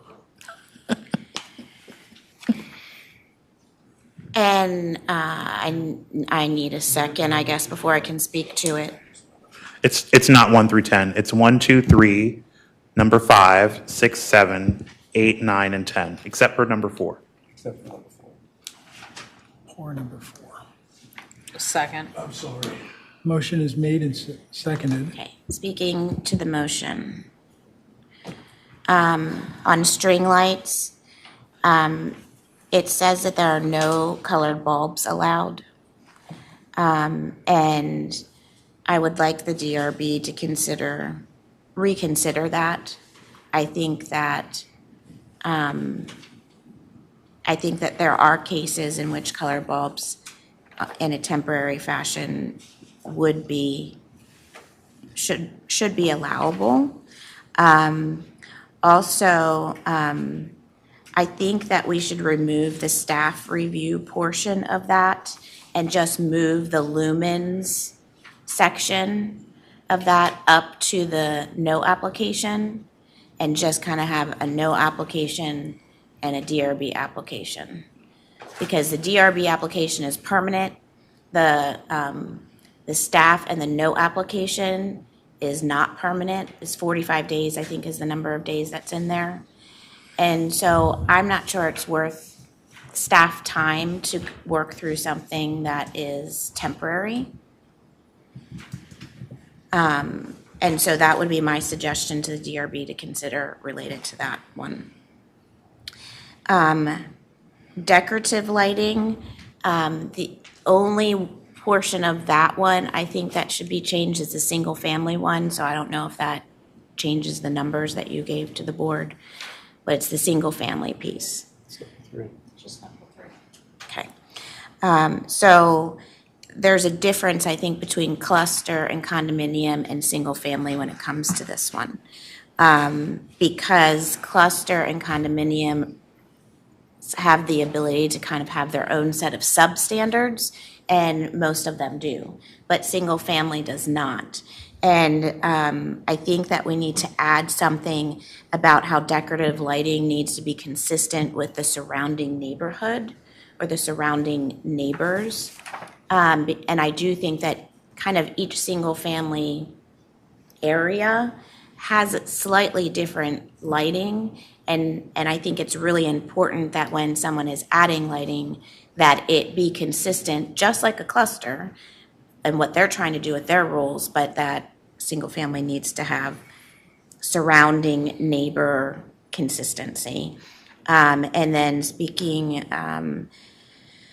as Director Perry had mentioned, in the glare section, adding something about light pollution outside and on the street or to the neighbors, in addition to glare, would be really important in a single-family neighborhood. On the signs one, I'd like the DRB to consider, because I thought it was conflicting language, that the first section in sign says dimensions of no more than 1 foot. But in the temporary section, it says 2 by 3 foot. So that I thought was conflicting, and maybe I'm just not understanding the language, and we might be able to get rid of this one, but it did make sense to me that one section said 1 foot and a couple of lines down it said 2 by 3 feet. So it's 1 square foot versus 2 by 3 feet. So do you get 1 foot or do you get 2 by 3? Is different. A square foot is different. Yeah. It's 12 by 12. So it's, okay. So 1 square foot is 12 inches by 12 inches. Mm-hmm. But 2 by 3 is 2 feet by 3 feet is more than 1 square foot, right? That's correct. So don't they conflict then? No. So we're talking about small signs, just small signs in general. So on page 41, the bold header starts with small signs, and then the reference that you're talking about is under political and election signs, the temporary sign being 2 temporary signs in that category be no larger than 2 feet by 3 feet. So it's actually allowing a larger sign in the political election sign category. When we talk about just small signs in general, we mean anything. People, not anything, but within reason as to what is acceptable for a small sign in that area. So they are different. So can I ask a clarifying Yeah. question?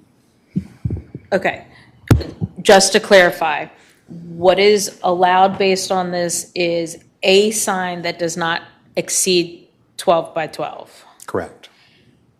But if you have up to 2 signs, it can be no larger than 2 by 3 in total or each? Each. So I would agree. No, it still doesn't make sense to me. It seems to me. I think that it's confusing. I think the way then maybe it's organized is confusing. If I don't understand it, then I don't think that the member can understand it.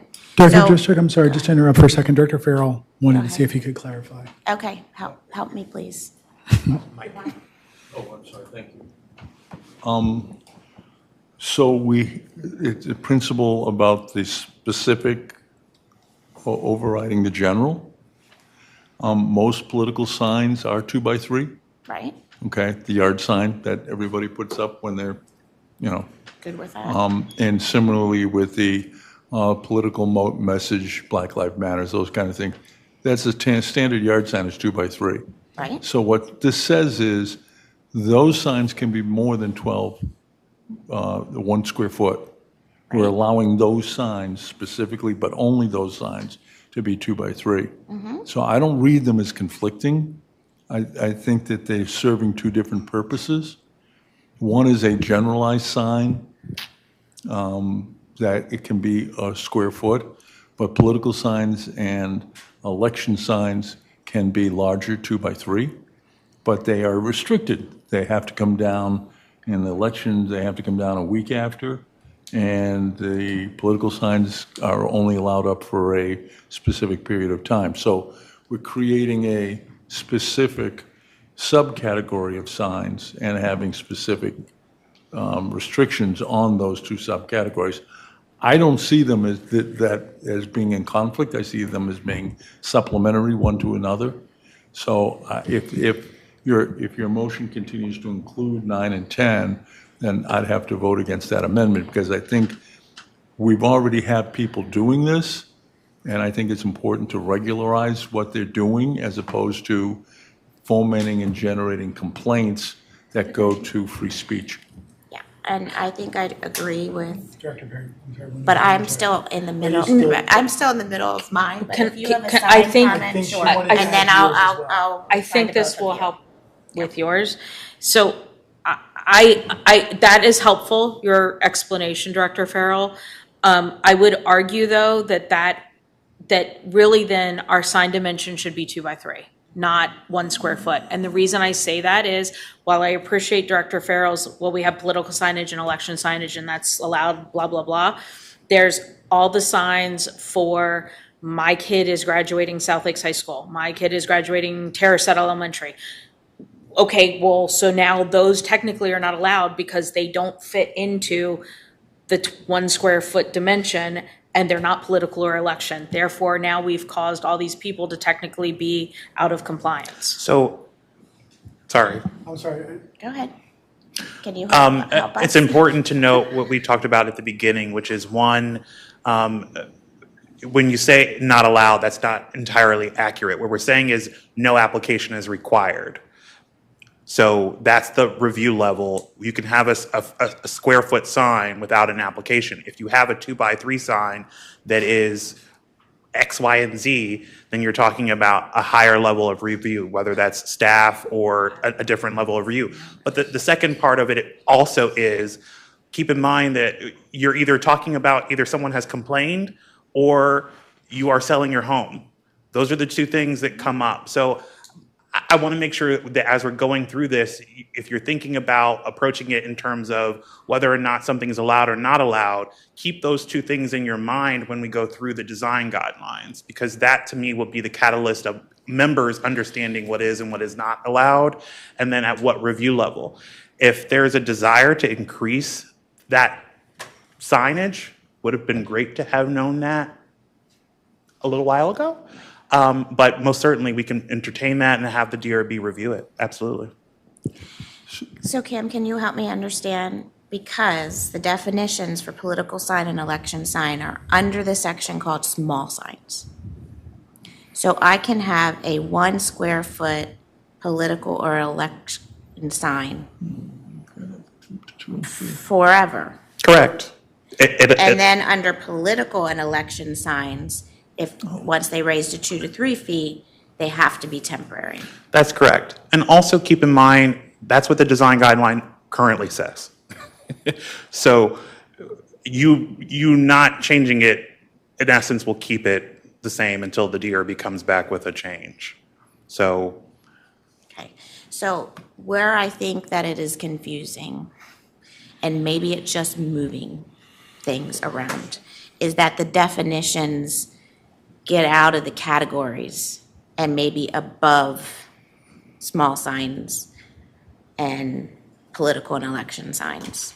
Because I think that that's what is confusing to me. Or maybe move the definition under The temporary, yeah, I think it is confusing to the members, and that's why I would send it back to the DRB. I just wanted to clarify why I think each one is confusing. And I also knew any of my suggestions would have to go back to the DRB, so I couldn't just make edits to the resolutions on the fly.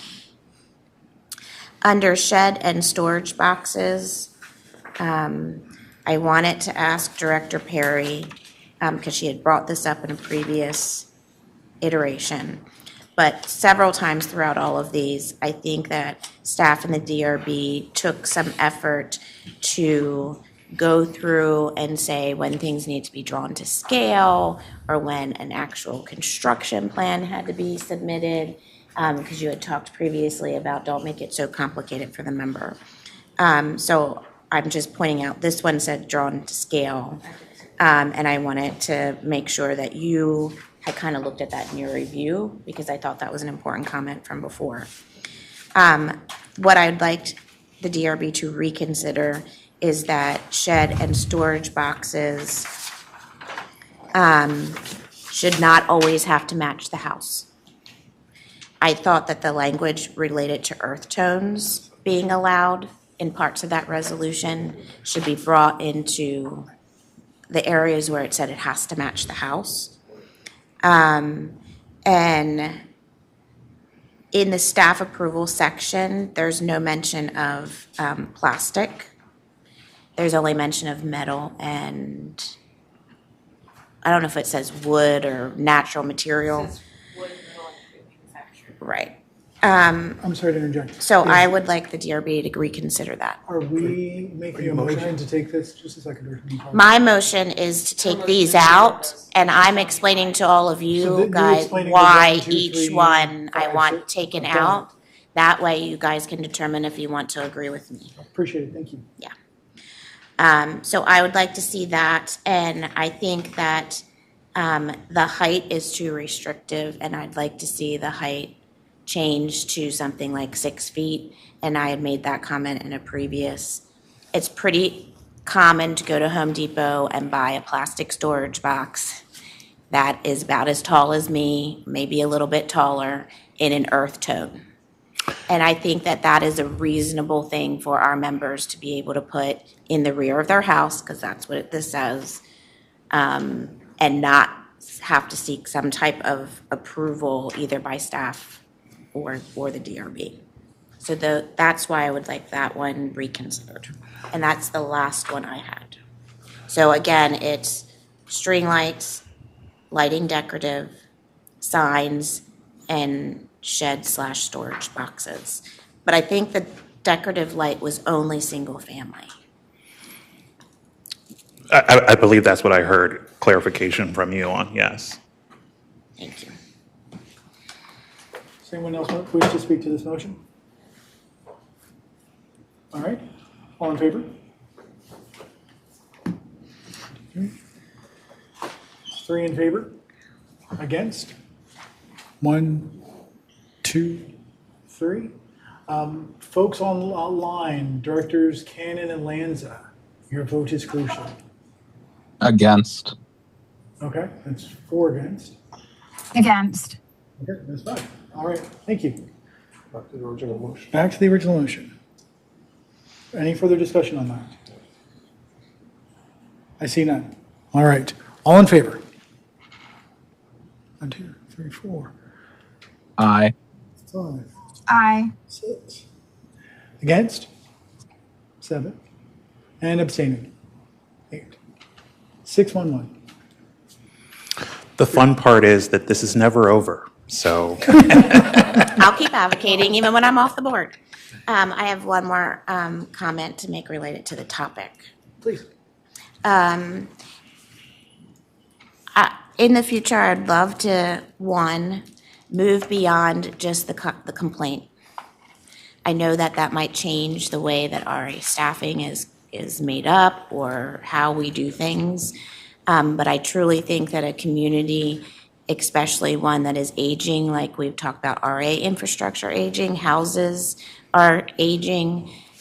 We are in a different part of Reston's life cycle, and I would love to see in the future when we kind of have what we think are clean DRB resolutions, to look towards what we see other smaller communities do, and that is, and my husband hates it, but I like it, is that you get a note that says you are out of compliance with this, and whether that's once every, we used to get them quarterly, but maybe it's once every year or once every 5 years or something as our community ages that says, hey, by the way, you're not really in compliance with these things.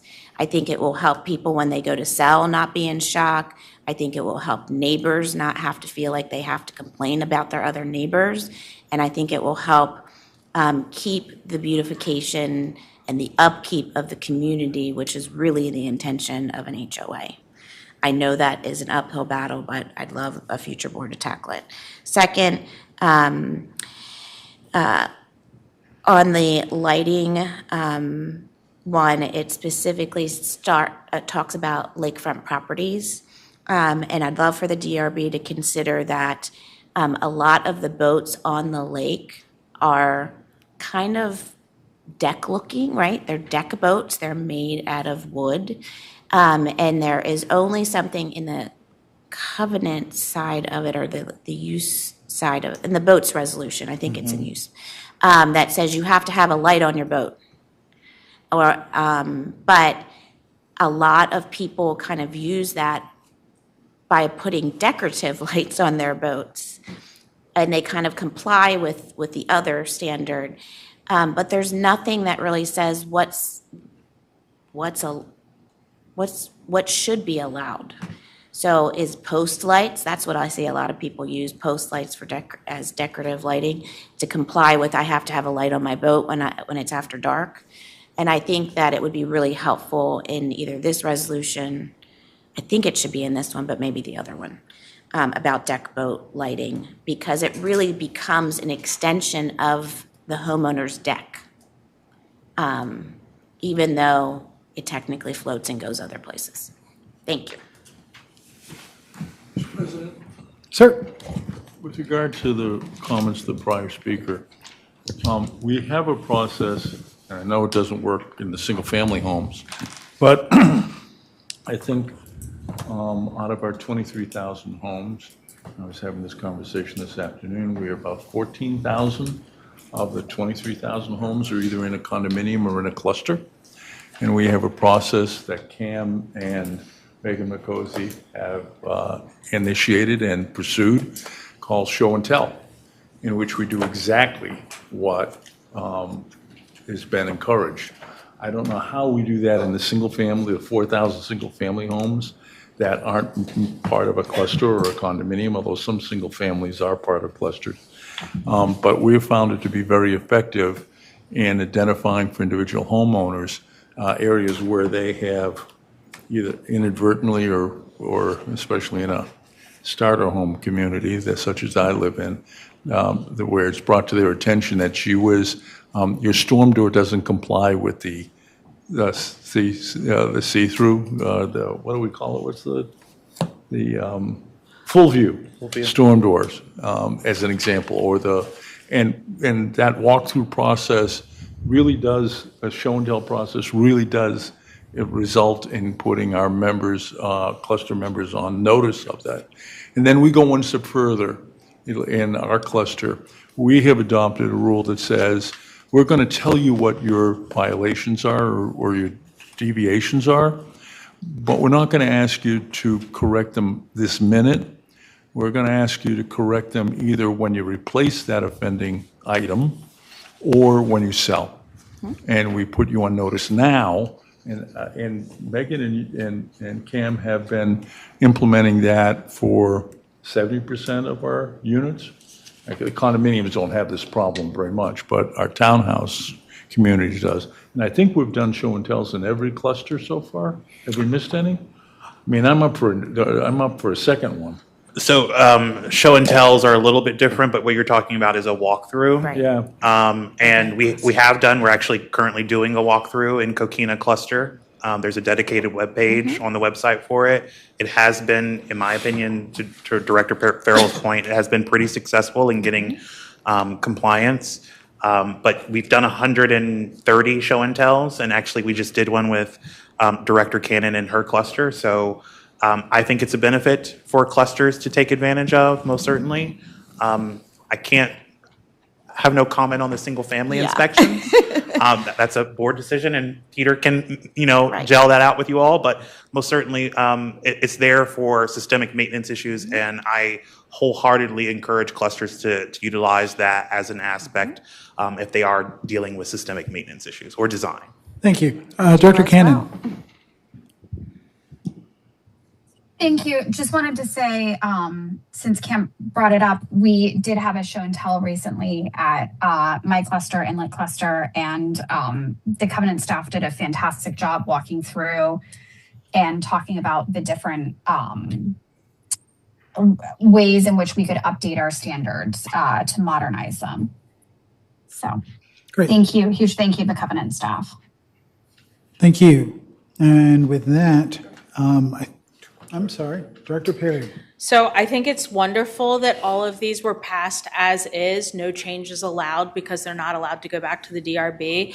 And I look forward to all of the string lights that must be placed outside of the fence line. Thank you. Director Jessup, and then we're going to wrap up. I just want to clarify that I agree. Clusters have a great benefit. But what my comments were, and I think what Cam verified for us, is that single family don't have those same options. You gotta figure that out. So let's figure that out, please. I won't be here too, but please do. Dr. Molnix, and then we're taking a break. I just wanted to add, I want to reflect on Cam's comments that this is an iterative process and that this shall continue. Maybe to ask Cam's reaction, there's been quite a bit of discussion and comments and potentially some issues that haven't been found. While we did pass this as is, as a matter of the day, the work doesn't stop. So maybe if I could get your reaction on what you feel next steps are based on the totality of the board's comments and the conversation tonight on how you feel it will proceed in the next couple of months. Sure. So I understand the comments that have been provided tonight. However, I think that the member will be better served by what has been approved tonight, especially as we go through and look at how our team is enforcing the design guidelines when it comes to people selling or to the complaints that we receive, whether they're frivolous, as was mentioned maybe earlier this evening, or not. The direction that we're going in is to be more member focused. And I think the DRB will be receptive to the comments that were received tonight. I will be sending those comments to the DRB. They will be either taking them or not taking them. I don't know how they'll react to them, but I do think that they will find value in looking at them as we go through our next reiteration of looking at design guidelines And quite honestly, it should be a much smoother process now that we have those comments. So maybe they can be on the consent calendar as an example after public comment. I don't know. We can be creative, but I think we most certainly are looking forward to continuing to better serve the member. And I think that was accomplished tonight. And I do think that you will see me again sometime in the future when it comes to guidelines. Thank you. All right. With that, I'm going to wrap up item F, and I'd like to adjourn. It's 8:05. I'd like us to be back here at 8:25. Recess. Yes, we are not adjourning. Stay right where you are. John's the guy who reminds the teacher they've got homework. All right, guys. I'll see you back at 8:25.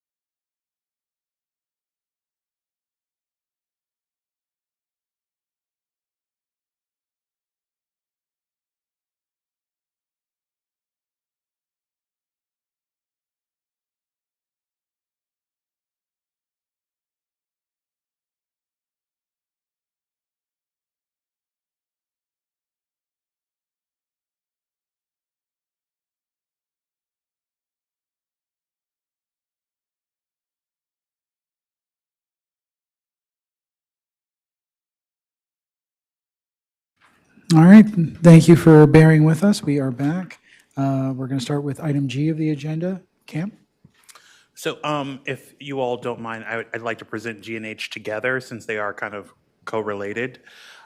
So we are coming before you all to propose revisions to Resolutions 5, the Covenants Administration and Operations Resolution, as well as Resolution 6, the Covenants Committee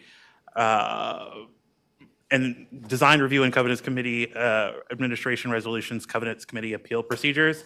Talking about Resolution 5 first, staff is bringing forward this small revision, with the intent to, one, clean up the whereas clauses that have been reviewed by General Counsel, two, to provide the committee or staff with more tools to obtain compliance, and three, to be more expeditious in resolving alleged violations of the protective covenants. So in Resolution 5 specifically, the whereas clauses have been cleaned up, and then Section I, enforcement. There are two changes that are being proposed. One is to ensure that notices of violations process is clear and expands opportunities for reasons for designated staff or the director of covenants to file NOVs. Just as a kind of data metric for you all, in the last 5 years, 7 NOVs have been filed. And then the second change is to provide the Covenants Committee in urgent cases to refer violation matters directly to legal committee with majority vote as opposed to unanimous votes. And since 2020, 3 of those cases have been forwarded directly to legal committee. So it's not generally something that's a popular thing that the Covenants Committee does and is pretty sensitive to ensuring that members get an opportunity to adjudicate or abrogate their violation before escalating directly to legal committee. The Covenants Committee did unanimously approve that to go forward to your consideration. For Resolution 6, this is the resolution that governs the Covenants Committee appeal procedures. We have established better whereas clauses being cleaned up. We have cleaned up some references and language to be more consistent. And then in Section 1, we are proposing to reduce the written appeal timeframe for Covenants Committee decisions from 10 days to 5 dates of the date of the mailing of the decision. This will allow violations to work more quickly through the process without impacting due process with POA. And unlike DRB appeals processes, the Covenants Committee appeal procedure does not require any requirement or merit for the appeal. It's just simply, I would like to appeal. DRB appeals require either misapplied guideline or new information to qualify as merit for consideration for the appeal. Since 2020, 11 cases have been appealed from the Covenants Committee's decision. Of those, 4 of those were withdrawn prior to the board reviewing those cases, and this was also unanimously proved to be recommended for consideration by the Covenants Committee for the board to review and approve. So we are looking for approval for both revisions to be approved as proposed. Director Farrell. Mr. President, I move to approve the revisions to Design Review and Covenants Administration Resolutions 5 and 6 as proposed. Is there a second? Second. Motion has been made and seconded. Discussion? Director Perry. I am not looking for any changes currently, but in the future, may I recommend where you've done his/her, just change it to their. Their is all encompassing. Just Noted. Throwing it out. Second, I would like, just out of curiosity, why we chose 5 days. I noticed on some things we give ourselves 7 days. Why would we not do the same for our members? So we kind of split the egg on that. 7 days would actually just be a full week. And we didn't think that, given the scope of how Covenants Committee's appeals have gone in the past, generally speaking, the member knows that they're going to appeal the decision, whether it's the aggrieved party or the actual property owner that had the complaint filed against them. And in cases where there could be a sense of urgency, especially since it's further compounded by the fact that the appeal has to be heard, but it has to be heard no less or no more than 15 days from the hearing date. So if the appeal is submitted on January 1st and the board meeting is January 14th, it can't be heard until February. And so this helps reduce that time frame of the appeal being processed that delays the time that you would be able to hear. So there's no real objective number that we could think of. We just split the egg. Okay, and the only reason, because I believe it's within 5 days of, is it 5 days of the hearing or 5 days of it being mailed? 5 days from the decision letter date. So Decision letter date. So my only concern there for future reference is, as we know, the U.S. Postal Service may not be as timely as they once were.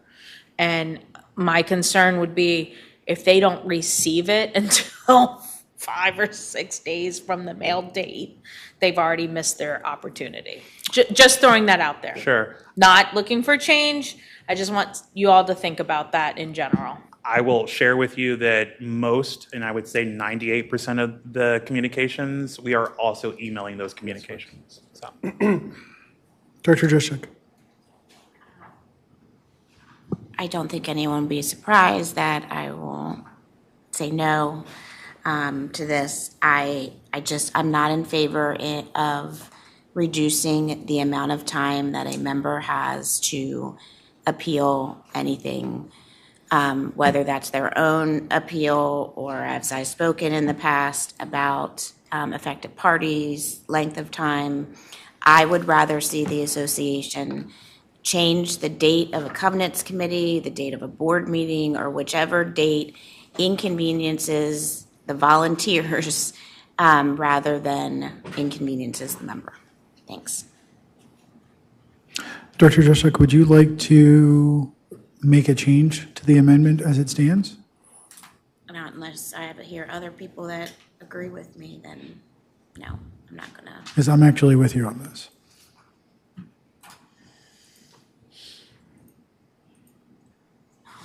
She said for future, that means you and I are voting against, so I'm not gonna prolong the suffering All right, then. of the rest of the group. Okay, I see no further discussion then. All in favor?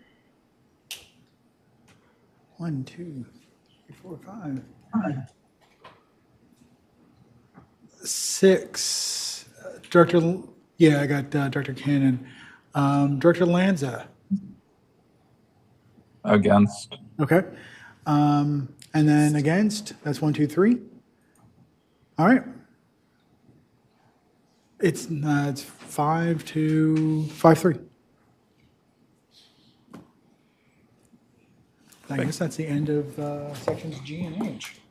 So I will move into executive session for consultation with counsel, contraction.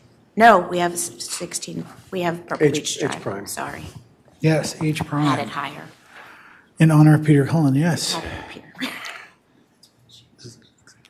The covenants appeal.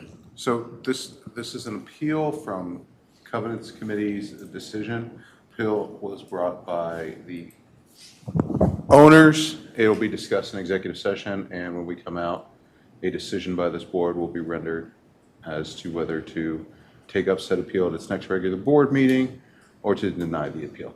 Okay. So this is like the public comment part? Why did we add it as H prime? We added H prime because it requires to land, and so that I can do that little intro. Okay, executive session, I move to move into executive session on consultation with counsel, contractual matters, personnel matters, and violation matters, and appeals is separate? Violation matters is. Violations. Okay, and that's it, violations. Second. Motion's made and seconded. All in favor? Aye. Director Cannon. Aye. All right, that's unanimous. See you guys on the other side of executive session. So we go out and they come back again?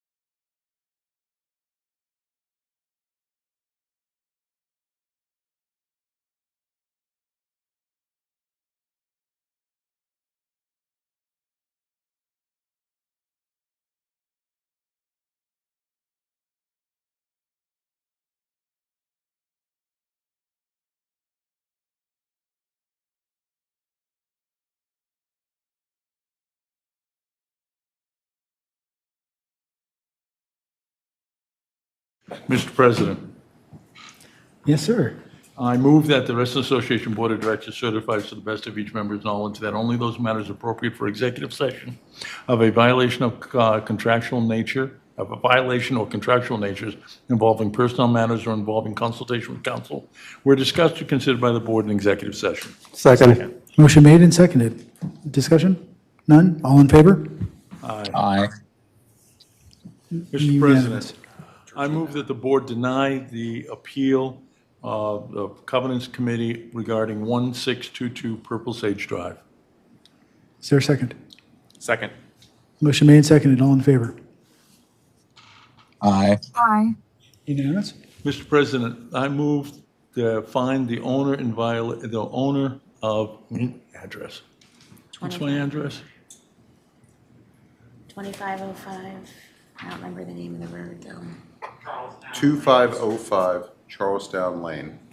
I move to find the owner of 2505 Charlestown Lane in violation of the Resident Deed, Section Roman 6.2, Parent B, closed Parent 6, vegetation pertaining to the overgrown vegetation, and to impose a charge per violation of $10 per day commencing on 27th, 2026 for a period not to exceed 90 days, and further suspend the member's rights and to file a notice of violation on the property.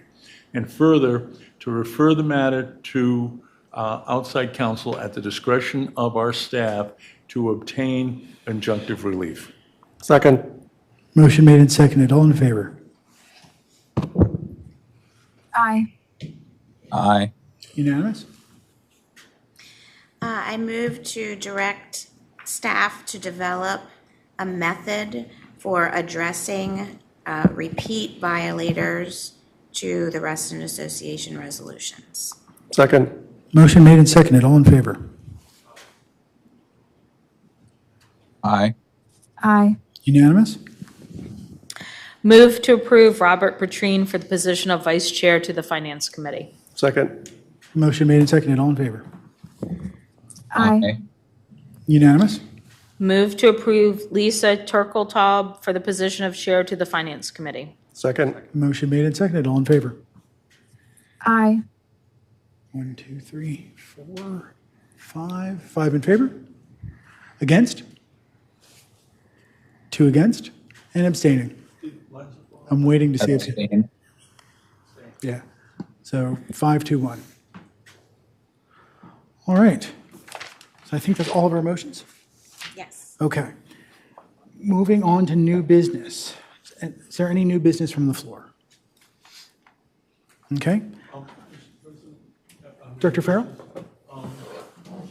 We got sad news tonight that our chairman of our Covenants Committee. Oh, I'm sorry. We got sad news tonight that the chairman of our Covenants Committee will not be able to continue in the office.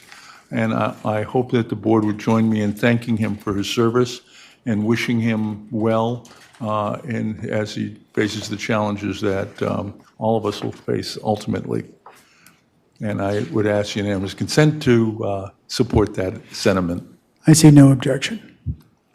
And Mr. Chairman, Mr. Adams is in the back of the room. I want to express personally my appreciation for Megan McCosey and the support and development that she had.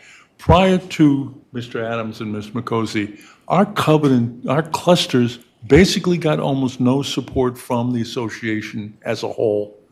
And over the last several years, we have developed a program to provide support to our clusters. And as I've mentioned earlier in the evening, 70% of our membership either lives in a cluster or a condominium. And that's been a tremendous change in the way the association operates. So I want to thank Megan McCosey for the development of that program and following it through and providing the support to our clusters that they've never received before. And I wish her the very best, and I hope the board would join me in that expression of appreciation. Thank you, Director Farrell. Anyone else? Okay. I see no one else has any, so I'm going to take this opportunity to add some new business.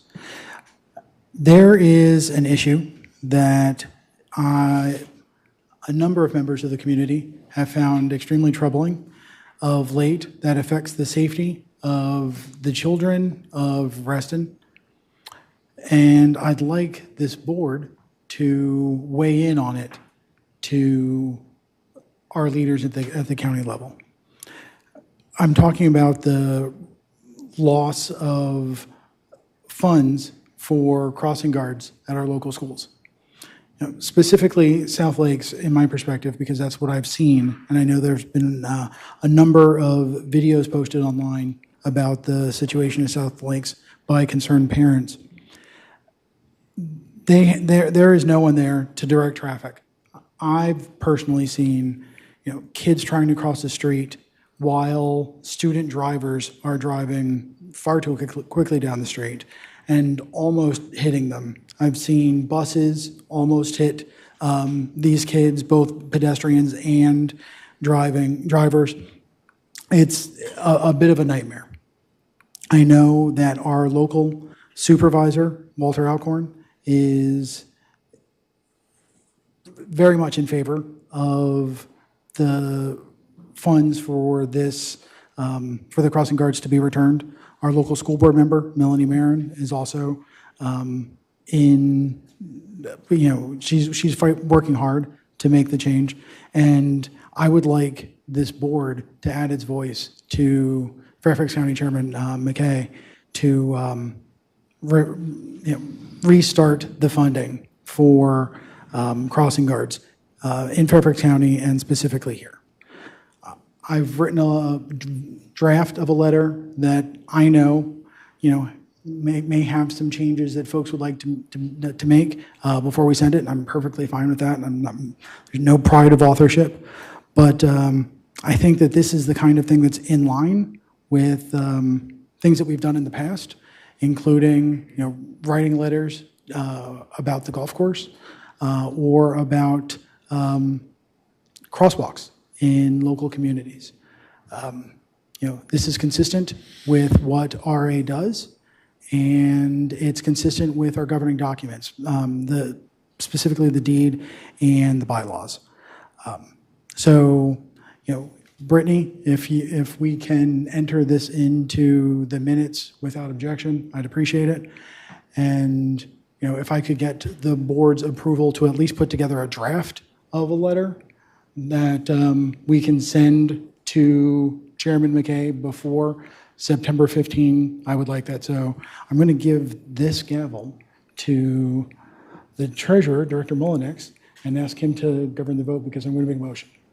So I'm going to move that we use the letter that I've sent to the board and to staff as the basis for a letter that we send to Chairman McKay requesting the reinitiation of funds for crossing guards in Fairfax County, specifically in Reston. Can I get a second? Second. Okay, hearing a second. Any comments, discussion? Okay, Margaret? So there are a couple of things. First and foremost, I do agree that there are many times when we take a stand and make a statement for our members that are not necessarily RA scope directly. That would be crosswalks, casino, various things. Those are all things that our membership wants, needs, and we move forward with those. So that is why I agree that we should use our voice to assist our members in this case. I will say, having reviewed the letter, which will go into the minutes, there are a number of things that I feel should be addressed. First and foremost, I would like to acknowledge that although we did not have any members speak upon this evening, there have been lots of voices within the community on social media, other types of media, and so therefore I am very comfortable that there are members of Reston Association that would appreciate our louder voice speaking on their behalf. Also, I would like to acknowledge that While South Lakes High School is within the Reston Association boundaries, and therefore it is absolutely important to all of our members, I will recognize that not all Reston Association students attend South Lakes High School.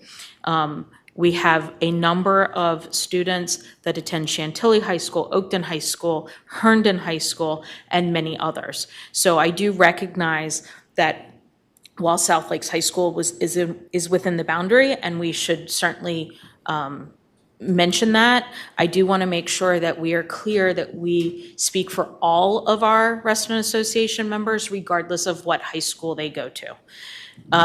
Recognizing that what we are advocating for is the return of the crossing guards as they were, not additional at this, we're not asking for additional, we're just asking for what there were.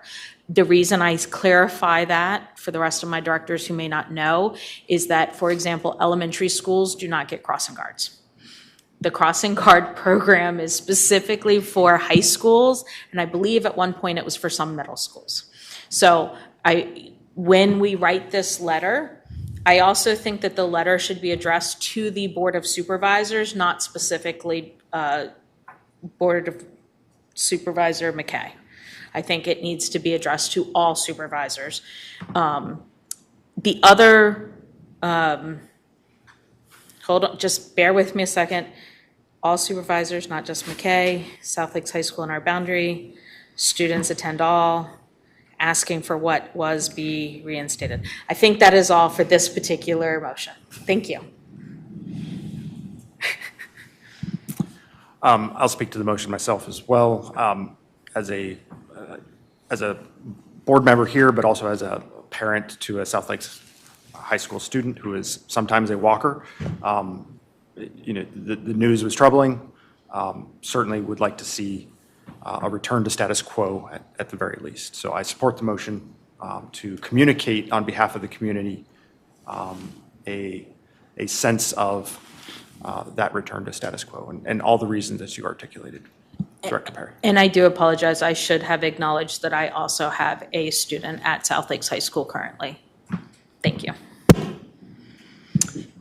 Any other comments? So, sorry. I'm concerned about the concept of return to the status quo ante because in many circumstances, we have crossing guards at our elementary and middle schools, and they are continuing. They are not members of the Fairfax County Police Department or employees of the Fairfax County Police Department. What they are going to be going forward is contract engagement. And I believe that's how the crossing at Soapstone and Ridge Heights for Terracet is currently being staffed. And so to me, it's not important whether they're an employee of FCPD or they're a contractor. And so I would ask the makers of the motion or the drafters of the letter, I don't think it matters to us what form it takes. And so I would encourage those who are pushing this motion forward not to get stuck on wanting the restoration of FCPD personnel. As that's not what's important. What's important is that there be somebody there. And so I hope that in the letter, in the motion, it's not, I don't want to get in the middle of a fight between the school board and the police department. That's what this is coming from. The police department doesn't want to do this job. The officers don't want to do this job. They tried to get out of doing the job over in Vienna the prior budget cycle, and they tried to hand it off to the Vienna police. So this is a bureaucratic fight between the school board and the police department. The police department doesn't want to do it, and the Board of Supervisors are saying to the school board, well, if you think it's important, you fund it. I don't want to get in the middle of that. The association doesn't want to get in the middle of that. All we want is for our kids to be able to safely cross the street. I have personal experience up there yesterday. I was driving through there in the afternoon dismissal period, and the flashing light saying it's 25 miles an hour we're going. And somebody went by me. I was in the left-hand lane because I was going up to the South Lake Shopping Center. And somebody went by me on the right-hand lane at easily 50 miles an hour, jumped in front of me, got in the left-hand lane in front of opposite Tanbark and turned into the school. And I'm going, holy golly. Those are not, we're having people ignore the speeding because there's nobody there. So I think there needs to be somebody there with a uniform and with an authority to enforce the traffic laws. That needs to happen.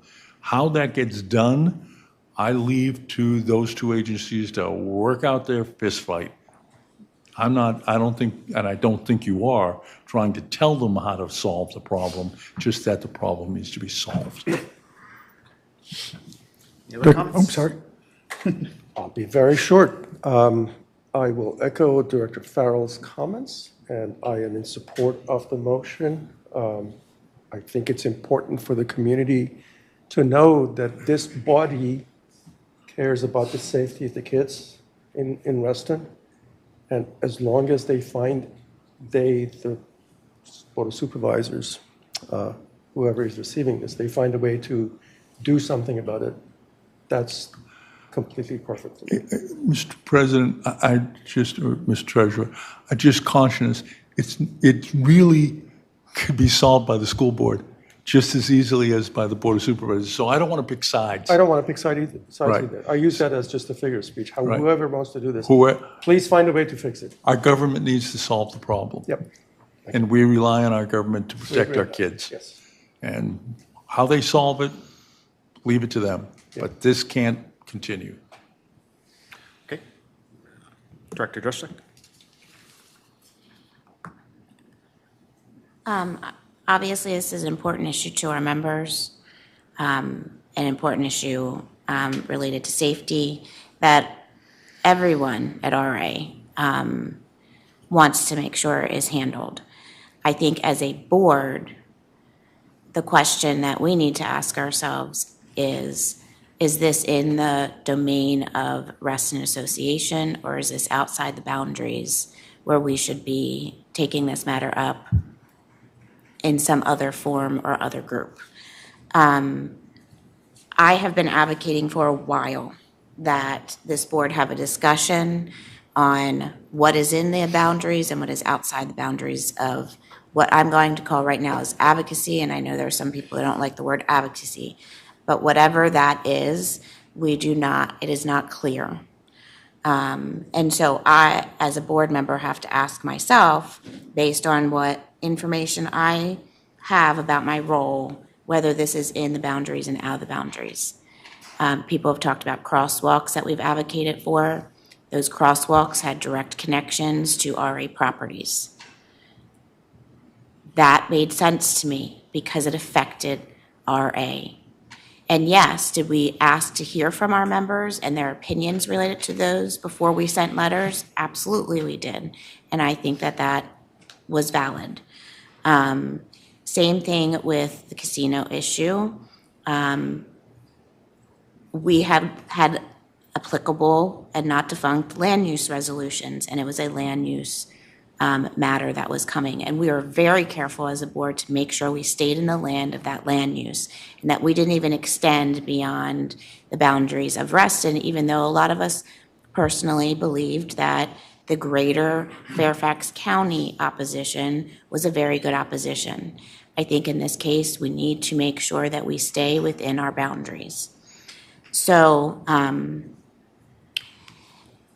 if the letter does go forward, I want to make sure that there is consideration given to that there are multiple solutions to this problem. And is it really our role on the fly to figure out what those solutions are? 2, is it really something that has to be done now? Can it wait till our next board meeting? Can the letter be drafted and it come back to us at a special meeting? We also rely on staff expertise for every letter that I've ever approved that's gone out of the association, and we haven't given our staff an opportunity to look at this issue. I will also say no to the motion because I haven't received any member emails. I haven't seen any members at our podium. And it's not because they don't care about this issue, but I do think that that is a sign that they don't see RA having that role. And maybe because this is the first week of school, we'll have 50 members up here next time. But right now, I'm not hearing from members as a board member saying, Jennifer, you should really do something like this. It's in South Lakes, and I hear from South Lakes members all the time, and I haven't heard yet from a South Lakes member related to this. And lastly, I think that, and I'll ask officially, but this letter hasn't been circulated to the members. I don't think it's right that they get to see a letter after it's already been approved by a board when they had no reason to believe they should comment tonight on the letter or give us some feedback or input into the letter. So I want to ask council first or our chair, who can defer to the parliamentarian. I believe this topic is out of order and more in line with, this is new business, can we add it to the next agenda? So can you please rule on whether this is an out of order topic for the meeting? I'm not going to take a stab at that myself. Tony? Can I ask one question? Wasn't the motion to use the letter that was recirculated as a launching pad, not approving that letter? Is that correct? There is no official letter yet. Right, okay, thank you. So. But I want to make sure that I clarify too.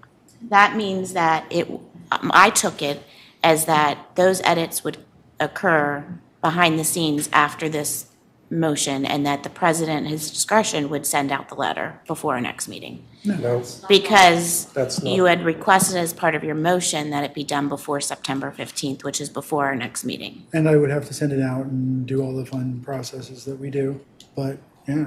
But before September 15th, which means the board would not meet before the letter goes out. Okay, Right? He would call a special meeting. I don't Or see an issue. Or just- unanimous consent? Or unanimous Which we consent. know you won't get, but. I know. So your intention was not to take edits and then at your discretion send it out before September 15th? That's correct. It is to have a meeting before then? If I can get, Or unanimous consent, but somehow motion it again? exactly. Okay, so knowing that, maybe you can help. Well, let me pause. Do Mullinex. you withdraw the out of order? Can we vote on the motion as it stands, knowing that We're not going another to send the action- letter. Another action has to occur. Yeah. Yeah, I'll withdraw. Any final comments? Call the vote.